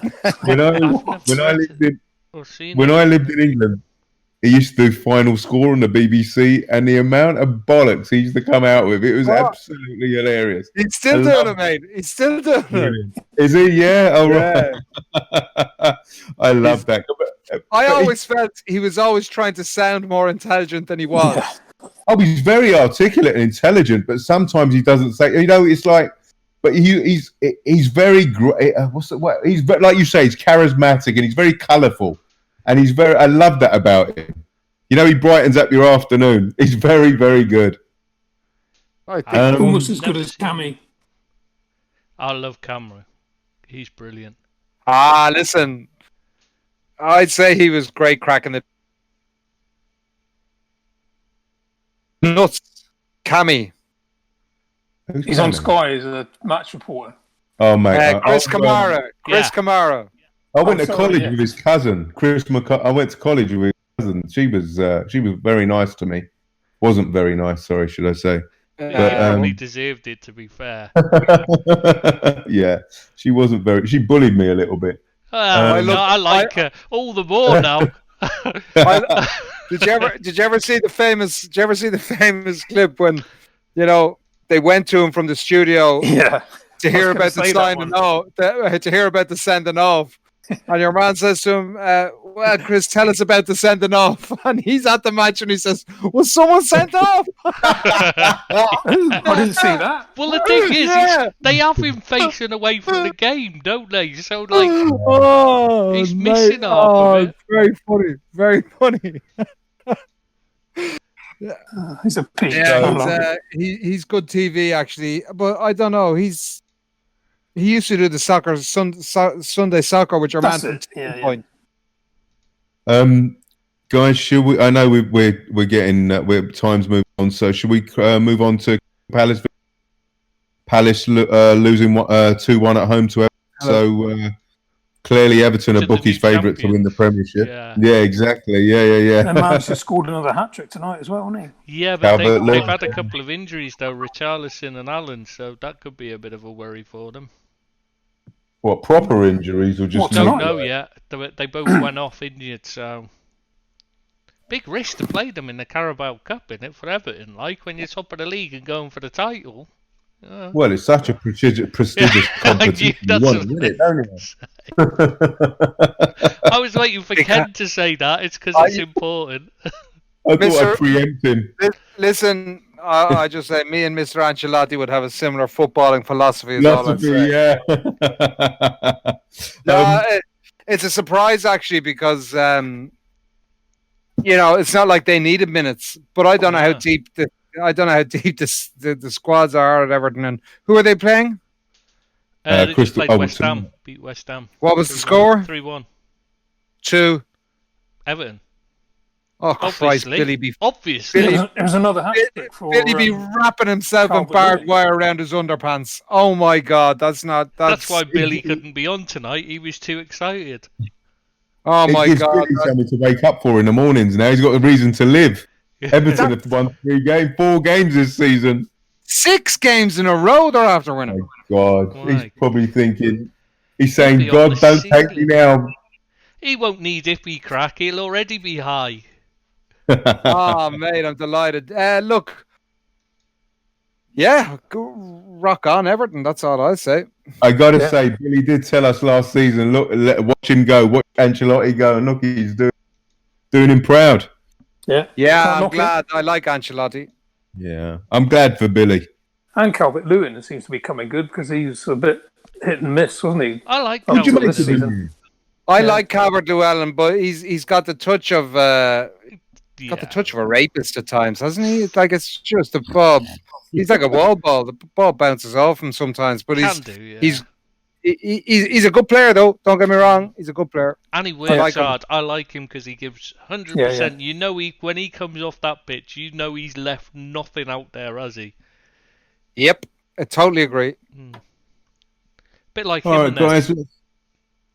Let's not talk about Everton and steal Billy's thunder for next week. Yeah, absolutely. Yeah, I was going to say, let's be singing all the songs because they've got them all to the top of the charts as well, and stuff, haven't they? And Howard's Way's top of the video charts and that.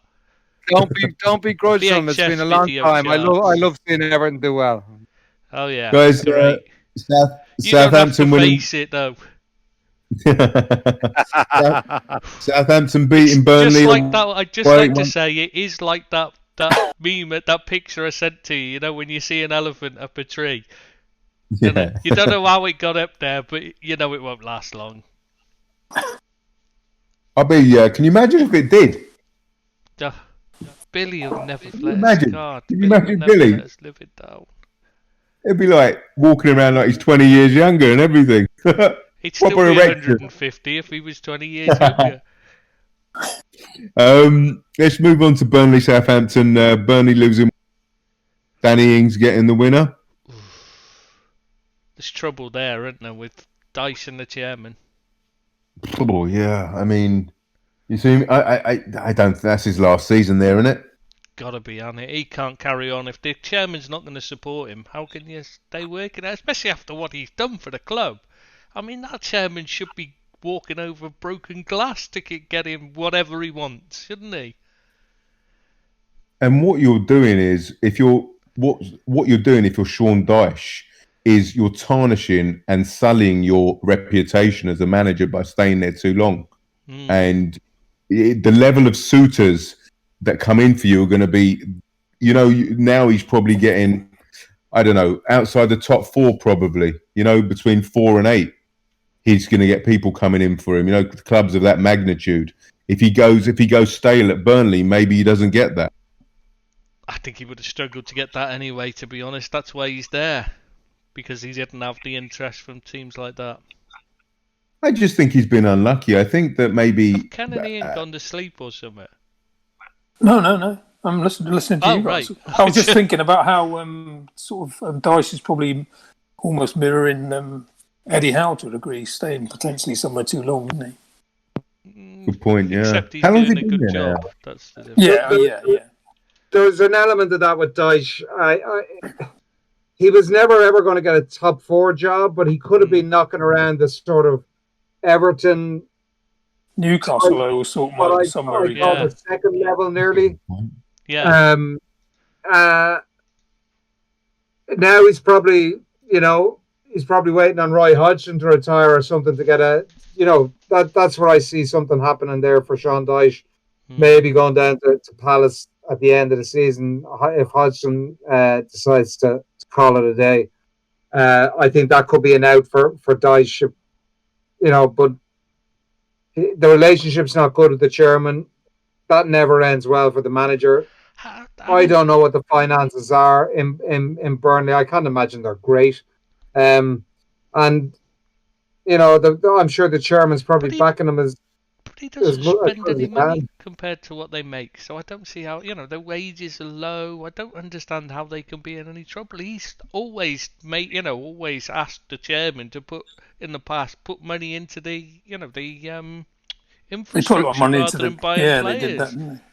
You would think if you're the chairman of a club like that, with a manager who's done that for so many years, you'd just do whatever, you know what I mean? You'd keep him as happy as you could, wouldn't you? I don't understand. Yeah, again, I don't know the finances. I don't know the ownership. I don't know who's getting all the money. I don't know how profitable they are. I really don't know enough about it. They made profit every year.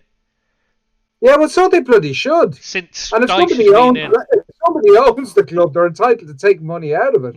Yeah, but I mean, since Dyche has been in charge, before that, they were in serious financial difficulty when he arrived. After Eddie Howe's messed up there, Dyche came in, sold players to survive, to keep the club afloat, and they've made profit ever since. Listen, he's a good manager.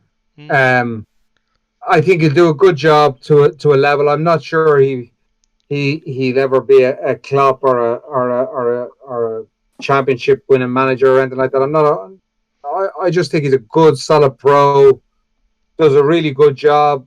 You'd be happy to have him in charge of your club if you were most clubs, because he'll always have a competitive team. Would you take him at Arsenal, Lee? No. No, I don't think he plays the right brand of football, and I don't think Nagelsmann if he moved to a big club, he played the right brand of football. Yeah, but he needs to move somewhere where he can play a better brand of football to show he can, doesn't he? But maybe he doesn't want to. Maybe that's his brand. He's always said that he plays the style he plays because that's the players he has available to him. That's what he says publicly. Yeah. Someone like Fulham would be if he can, if he wants the chance to show they've got money to spend, they'll back the manager. They've got good footballers, so he can play a proper style of football and show if he could get them defending, coach them defensively, they'd have a chance of staying up. I always thought Newcastle would be a good side for him to go into. Yeah, I think Newcastle. But then again, I think that for a lot of managers. Yeah. Yeah, but he wants to work with Ashley. That's the problem, isn't it? Yeah. But also with Burnley, he's got his first and foremost intention is to keep that football club up. So maybe he can't afford to play an expansive type of football because that's what we're saying. You look at the team they were playing, Southampton. I think they play some cracking football. Yeah. And they're not what you might call the manager's name. Hasenhüttl. Thank you. Ralph Hasenhüttl. Alpine Klopp. That's what they call him. Yeah. If it'll make it easier for you, because you can remember Klopp. Yeah, exactly. We were eulogising about Danny Ings last week, so I think there's no point doing that again. We all know how great he is and what a great last two seasons he's had. So let's, Ian, this is your moment, son. You have the floor. Maybe we'll bask in your glory. Liverpool 3, Arsenal 1. Take it away, Ian. Well, I was trying to laugh. No, I mean, I totally agree with what Tris said. It was, from our point of view, it was car crash. And Liverpool, obviously, such a level above us. It was just... And I don't think Arteta helped himself by the team he selected. As soon as I saw the team, I thought, we're going to be even bigger trouble. I do like to think that Arteta has changed some things for the positive, and I would say the mental attitude where we were always such a weak, easy pushover of a side under Wenger, and certainly again then under Emery. I'm not saying we're not out of that woods completely, but I think that is the one, if you want improvement, I see. I still think there's a lot of things missing. I still think we're susceptible, although not as susceptible maybe last year or the year before.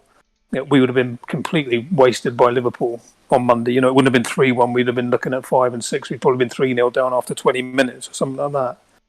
But I just think he's, the setup for me is like not playing Gabriel, playing Bellerin on the right, and Maitland-Niles on the left. It was just, I don't know. It's just a bit of a recipe for a disaster, I think, in any sense. And we got exactly what we deserved. Absolutely bugger all. We got fortunate with the goal. And potentially, even if Lacazette had his shooting boots on, we could have even equalised at 2-2. But would that have been deserved? Not in a million years, would it? But that's because Liverpool were sloppy. But go on. Yeah. Yeah, very sloppy. And obviously, Klopp was made fully aware of that by Mr. Keane, which didn't go down too well, did it? But I think in Keane's defence, I think he was actually praising Klopp for everything he'd done, and I think he was referring more to that moment of sloppiness, that moment of madness when the ball just came across and obviously Robertson didn't clear it properly and we got fluked to goal. So I don't think, in fairness to Keane, he was actually trying to belittle what Klopp's side had done by any stretch, but obviously Mr. Klopp took slightly offence to that, didn't he? I thought both of them handled it quite well, actually, on live TV. Keane could have argued, and it just would have been silly. Look, the Liverpool's lucky run really is continuing a little bit. They're on a little bit of a roll, and sometimes when your luck is in, that happens. Still not 100% convinced about the manager. I think he's got a lot to learn, hasn't he? Yeah, I'm not sure that the players are playing for him, to be honest, all the time. And I know. We have but to you have to look at it with your Liverpool glasses off, Tristan. and Abby as well, to be fair. Ian has been very fair in his assessment of Arsenal. And I think the time is right now to look and just take the Liverpool glasses off for a minute and say, okay, right, so you haven't been beaten for a couple of years, right? Or not very much. That's just not going to continue forever. And it's enjoy it while you have it. A lot of people are saying, and it's only in Ireland and London and places that I'm hearing this, but a lot of people are saying that they feel that Liverpool, they could be floundering around mid-table come mid-November. And, there's a lot of people saying that, and I don't give a shite. Listen, sorry, I'm not allowed to say that word, right? But you've got to look at it without the Liverpool glasses on and just see it for what it is. Yeah. On a bit of a lucky run. your new signing, Alicante, what's his name? Thiago. Yeah. No, Thiago. He's already crying off injured, right? Which he has done for most of his career. He had COVID, mate. Injured COVID, same thing. So he's not really. He's not even talking to the rest of his teammates now. He's all sulking in a room on his own. No, listen, that's what they say. No, rumor has it there's been a bust up in the squad, and he's sitting in a room on his own now, and no one will talk to him. Yeah, and no one will talk to him. And he just needs a Kloppo hug, doesn't he? It's probably best he doesn't do that right now. Yeah. Then we would be in mid-table by November because we'd have no bloody players left. No. Listen, I think it's obvious that Arsenal, they feel the weak inside, thinking they could cope with Liverpool. They thought put out the reserves and we'll easy pick up a point at least. Did we play that well? I don't even think we played that well. I'm not. Van Dijk broke Thiago's record for the most passes in one half, didn't he? Well, I think the thing that if there's one thing you're good at, it's one thing that you're exceptional at, or one of the many things you're exceptional at, put it that way, is the press, isn't it? And did we play right into your hands with that? What were we doing in our 6-yard box, in our penalty area? What? I know. Why not just play it forward? What's the point of the sideways pass? Yeah, and it was just suicidal. Why would you even do that? And we got. I'm sorry, mate. Go on. Sorry. No, please. Sorry, I didn't mean to. And we got away with that. And I know.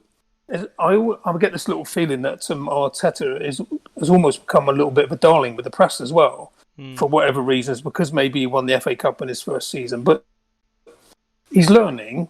It's his first season. All he's had is some time by Klopp, and so in reality, he's in at the deep end. He's in at the deep end, and he's got to learn. He's got to make sure he learns, and whether that's happening or not. I like to think there is some improvement in certain areas, but equally we still look susceptible potentially as we did before. But I just think the mentality side of things has changed. But as a neutral, I see considerable improvement. The media, as a neutral, honestly. Yeah. I'm not saying that there's not improvement, by any stretch, because there is for me. There is, but I think for a minute people are probably getting a little bit carried away. I think so. With Arsenal, I even heard somebody talking about there as being the next big thing coming up through. Well, really, we've got a long way to go, and this is Arteta's first season in charge. If he gets the 2 midfielders that he wants, then maybe we might see some more improvements and really see what he's made of. But I don't think you're going to get Kante and. No, we're not getting. No, but if we get OR and Partey. Then good players. Yeah, and Gabriel settles in, and if Gabriel settles in, I think there's a player. And the other one, Saliba. You have to play him. He's I don't know for the reason, but he's just easing him into the moment. He played in an under-23 game last week, and he did get pretty good reviews. He's a fabulous player. Yeah, he looks close, and they're both big units. Him and Gabriel are like bigger than any of the other defenders. I know that doesn't mean they're going to be great, but they're big, fit lads, So yeah, I don't know. I think I've seen a bit of improvement as a neutral in Aussie, and I think if the mentality side of it is better, I agree with that wholeheartedly. I just think the work rate is better. Yeah.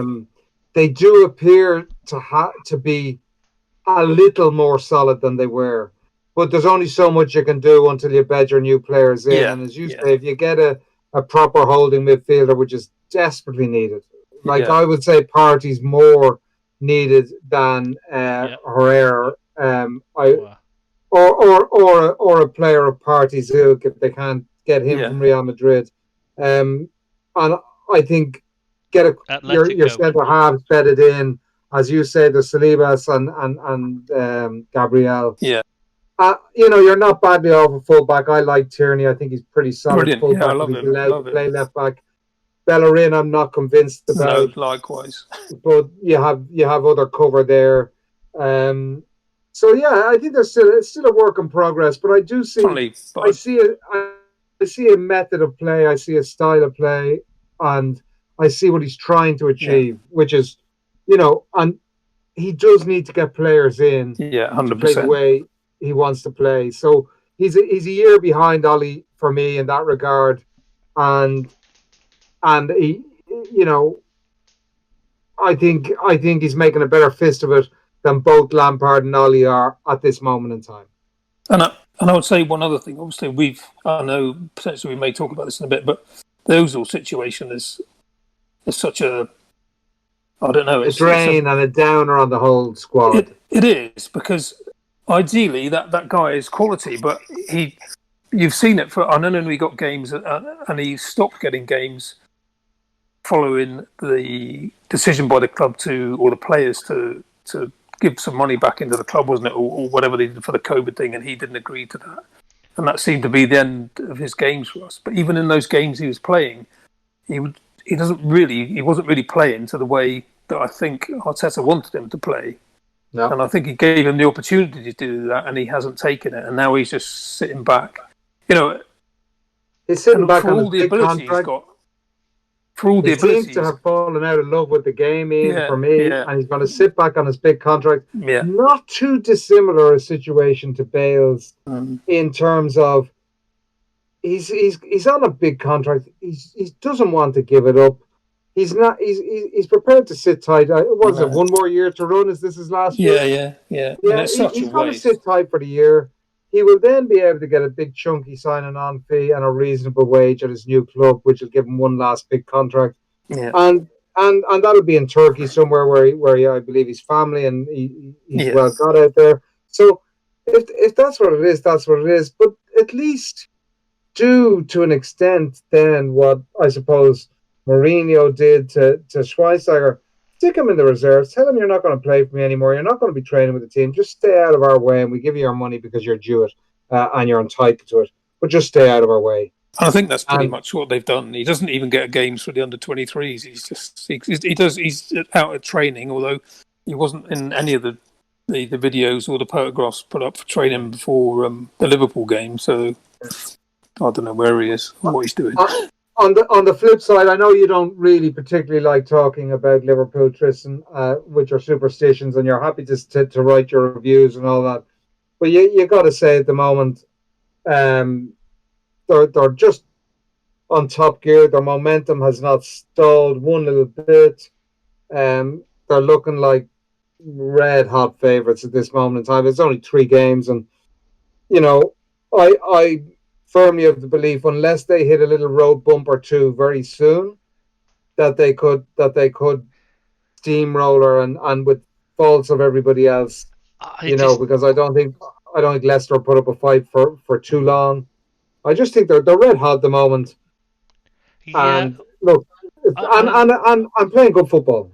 Yeah, I understand what you're saying, but the problem is this season is such an unknown quantity in terms of it's shorter. Yeah. There's a lot more games in a shorter period, so injuries are going to cause a problem. Rotation's going to be a problem, and then you throw in the fact that, as we've seen with Thiago and Leyton Orient ended up, Spurs getting a bye because of the COVID tests. It could throw a spanner in anybody's works. You could find somebody that you'd never expect. This is why I'm finding it difficult. When you're saying about who you think is going to be relegated, I look at it and I think literally anyone could end up getting relegated, because at some point they could end up with 10 players out or self-isolating for a run of games, and their season falls apart. It's such an unknown quantity this season that it is. Anyone could end up winning the title. But I do agree right now that you look at the team, they're the best team in Europe right now, I'd say. I don't know. I think Bayern are pretty hot as well. You don't have Bayern's the right challenges, but even so, I don't see that apart from Lewandowski, I don't see anyone left there now they've lost Thiago that you'd look at and say, are they better? Yeah, I don't see them as better than Liverpool. No, I know they won the Champions League. Ian, go and wash your mouth out, will you? For God's sake. At least I had fucking Billy here with me last week to give me a little bit of real biased support. Listen, I was with you. I was going to join in with you for the Liverpool one, but you just didn't stop talking, mate. So I was. It's impossible to wait. Don't wait for Ken to stop because it doesn't happen. Absolutely, and you think I'm going to If you think I'm going to give you any airtime, Abby, for the next 5 minutes, you're absolutely until this subject is done, you're not getting any airtime. It's been a special request. It was actually a special request, not only from the United page. I think somebody on the Liverpool page posted, "Don't let Abby talk because he's a jinx." That was me. Can I just ask? Jinxing a magpie. No, you can't ask any questions. We're going to close the subject. It's really tedious now at this stage. No. I just one question, Ken. Yes, I know Triss's answer, so it's for you and Abby. The Mane sending off. No chance. You think, Ian? I don't know because the only reason I say that is because I'm sure over the weekend somebody got sent off for doing exactly the same thing.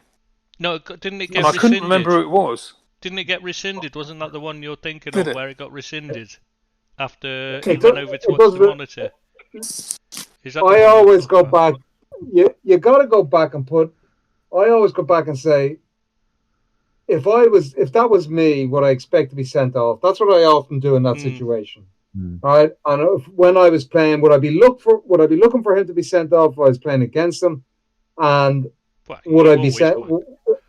No, I wouldn't actually. I was absolutely not. He's in a Liverpool shirt, Ken. Be honest. UN Ken, they used to call me because I was such a peaceful character. Honestly, I'm sure that's not why. I think it's because what was your answer to that then, Ken? Sorry, I missed Definitely no sending off. Nonsense. Yeah, and I was of the same opinion, but I know some guys on the Arsenal page were asking that question. Who thought he should have been sent off? You know, it's always going to be the way. Like I was joking with Ken, because he's on the opposition side, you're always going to see it as worse than it actually is. It's just some people do. You know. Absolutely. I agree with you, Tris, but you have to be here. I have no problem being objective, and complete objectivity is that there's no way Mane should have been sent off for that. No, I'd have sent them off for player either. He's not a dirty player. No, he's a hard nut out there. He looks after himself, but he's not a bad lad. No, listen, if you can't give someone like that sort of contact and that sort of I can't be dealing with that. It's not sending off. No. Yeah, if he'd thrown his elbow, it's a red card all day. But he's just put his arm out. It's just caught him in the chest and then moved up as he's leaned back, so it's gone up and caught him. It's one of those things. It's going to happen 50 times a game, and most of them won't even get spotted. Listen, I tell my kids, like my own lads, when they're going out to play their matches, even still, and the youth teams that I train, and I just tell them to show me your arms and show me your hands. Say, you did not get them for blessing yourself. You got them for holding off defenders. Get your arms out. Protect yourself. Protect the ball. First thing any coach will teach any kid when they're playing. Get your arms out. Protect the ball. And I lash kids out of her for letting defenders get around them simply because they haven't got their arms out protecting the ball and shielding the space around the ball. Arms and arms should be stuck out, shouldn't they? Absolutely. Technically, he was doing the perfect technique for what he was trying to do at that time with the ball. The other thing I think about those kind of challenges when you... Sorry, go on.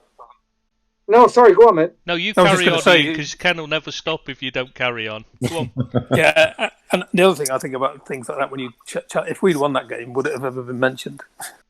No. Good point. No. Exactly. So which in itself gives you the answer as well. Ian, the question I wanted to ask you was, do you think I mean, people are going, I don't know, eulogizing about a performance. I don't particularly think it was such a great performance. We didn't carve you up. All right, we dominated the game, but we didn't carve you up time after time after time. No, we had some opportunities that Lacazette kindly wasted, but I think we were kind of in your pockets, weren't we? But we were doing that better than you, and the reason why is because you fell into our hand. I think they played it. They played us in, so we didn't need to carve them open because we just pressed them and they give us the ball in the dangerous area. So I don't know about not being carved open. Jota should have scored a hat-trick in 10 minutes for Christ's sake. That's true. Yeah, but that was later on in the game. They were chasing the game, but we didn't destroy them by any stretch of the imagination. I just don't think it was as good as a performance that people are making it out to be. No, I think it was solid. I think it was solid, and apart from the Lacazette chance, never really in doubt. And to be honest with you, that's where I do agree with Roy Keane. I said to Tris earlier, that's sloppiness, because if Lacazette scores that, it's probably going to finish 2-0, right? In all likelihood, right? In a game where you dominated and created enough chances to win 2 games and just didn't put them away, for me, that's sloppy. But because that's been our problem for the last couple of years, Ken. We've not. That's what we need to get is more consistent with our finishing. Yeah. Do you think it was right at the beginning of the window? Right at the beginning of the window, you were linked with the guy that's now gone to Chelsea, whose name I keep forgetting. Werner. No, he wouldn't have been a good signing for us. We've seen that he doesn't suit what he would have been used for. You saw the way with his left foot, he was terrified to use it against us. I think we might have actually got lucky there. Plus, when the sound comes back, he has to wear earplugs because of the noise. Really? He can't handle loud noises. He causes vertigo. He was literally vomiting on the pitch and that because of the loud noises at one point at Bayern. That's not going to be very good when he's... Because every away ground's going to be so loud when they play against him because they know it'll put him off. He should have signed for City. Would have had no issues. Exactly. He wouldn't have to worry about home games then, would he? Yeah, that's for sure. Guys, I'm coming under pressure here because I've just got a text. I have to go and pick up one of the boys. Okay, mate. It's been a pleasure, mate. See you next week. Listen. I've just got a text there. I'm sorry. So I've got to go and pick up one of the boys. So will we see you next week? Yeah. Can I just say one last thing? Can we stop? Because well, to be fair, I haven't got a word in edgeways. Yeah. Sorry about that. That's true, Ken. Sorry, Ian wouldn't stop. We know. Yeah. No, well, look, we have to look forward to next week. And Tris, you can give a prediction in this match because it's not a superstitious for you. Spurs v United.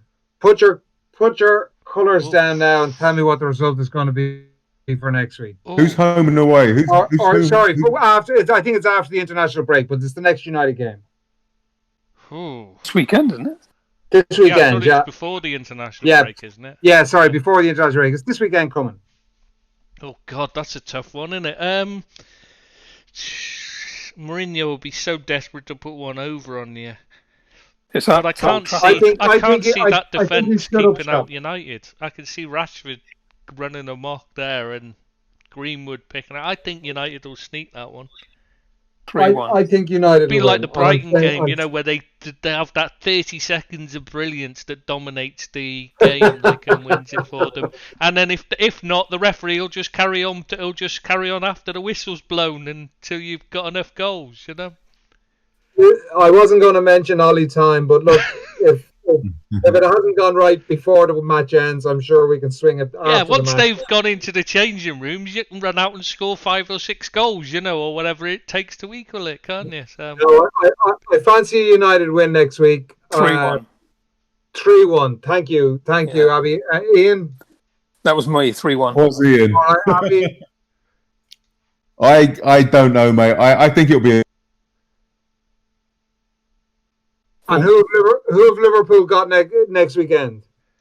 Is it Villa next weekend, or is that first and then it's Everton? Villa, yeah. Villa. Villa then Everton we've got. Villa, right? Okay. Well, look, I've always liked Dean Smith. Very good coach. I see big things happening for Villa this season, and this is their opportunity to launch themselves forward and knock Liverpool off their perch, which is what everybody wants, really, isn't it? Sunday afternoon, yeah. Sunday afternoon, Villa Liverpool. Okay, guys, enjoy the weekend. We'll catch you next Tuesday. Cheers, Ken. Take care, buddy. Pleasure, mate. And he didn't even ask about Arsenal. How? Oh, sorry. Yeah, who've Arsenal got? Shocking. Sheffield United. I didn't want to talk about that one. 3-0 win, mate. All the way. Sheffield United 3-0. That'll be a beer. I think that's a big call there, No, Ken. Bingy, bingy, bang, bang will get 2. And I think... Lacazette. No, he's hopeless. Yeah, I'm not a fan. Pepe, who is up equally useless. Yeah. If he gets on. Okay, don't say you weren't told here first. You've got it on record. We've got that recorded now, so when you're wrong, we can play it back repeatedly. Well, Houston's recording it, so we don't know if it's recorded. Yeah, good point. Thanks for listening. We hope you enjoyed the show. What's Sorry, that? I was checking it was. Who do you think will score for Leeds? Ooh, who are Leeds playing? City. Oh, easy win them for Leeds. They'll smash them apart. I reckon they're going to make 7, maybe 7. I think, and you heard it here. Leeds are going to concede 7 goals at least once this season. Yeah, this could be it. Let's be honest. Right, guys, I go before the kid freezes. Take it easy. Take care, mate. Cheers, buddy. Take care. Thank you, mate. Bye bye. I didn't realise it's 25 to 12. What time is it where you are? 2:30 here. 5:30 here. PM. PM, yes, mate. Yeah. Not so bad. Yeah, I've got to be up at 5:20 AM. All right, should we call it a day here then? Yeah, we didn't even do all the other stuff, did we? So yeah, let's call it a day here, guys. Yeah. Did we have much left? There wasn't much left, was there? Yeah, there was about 6 or 7 talking points. Just the talking points, they don't matter. They weren't interesting. They were ones Abid had chosen, so they were bound to be rubbish anyway. We can do them next week. No, actually, we did the handball one, and we can do them next week. We're not dated cool. so we'll do them next week. Yeah. Ian, it's been an absolute pleasure, my friend. Thank you so much. Likewise, a bit. Good to meet you. You too, mate. We'll see you next week. Definitely. From Ken as well. Yeah, definitely. Well, I was going to start talking in my Irish accent, but I thought I'd probably, No, we heard you try it, test it out. Yeah. Best you don't. You know, you offend the entirety of the country if you did. Yeah. Oh, we'll be 5 of us next week. That'd be brilliant. Oh, Billy's back, is he? Yeah, Billy will be. Fingers crossed. Yeah, perfect. Fingers crossed. Yeah, that'd be amazing. It'd be 2 Liverpool, 1 Man United, 1 Everton, and 1 Arsenal. That's brilliant. Happy days. Absolutely, yeah. Cool. All right, guys. Catch you in a week. See you next week. Yeah, take care. Yeah. Wednesday, Thursday, whatever day it is. Yeah, we'll work it out. What's good for you, Ian? Next week.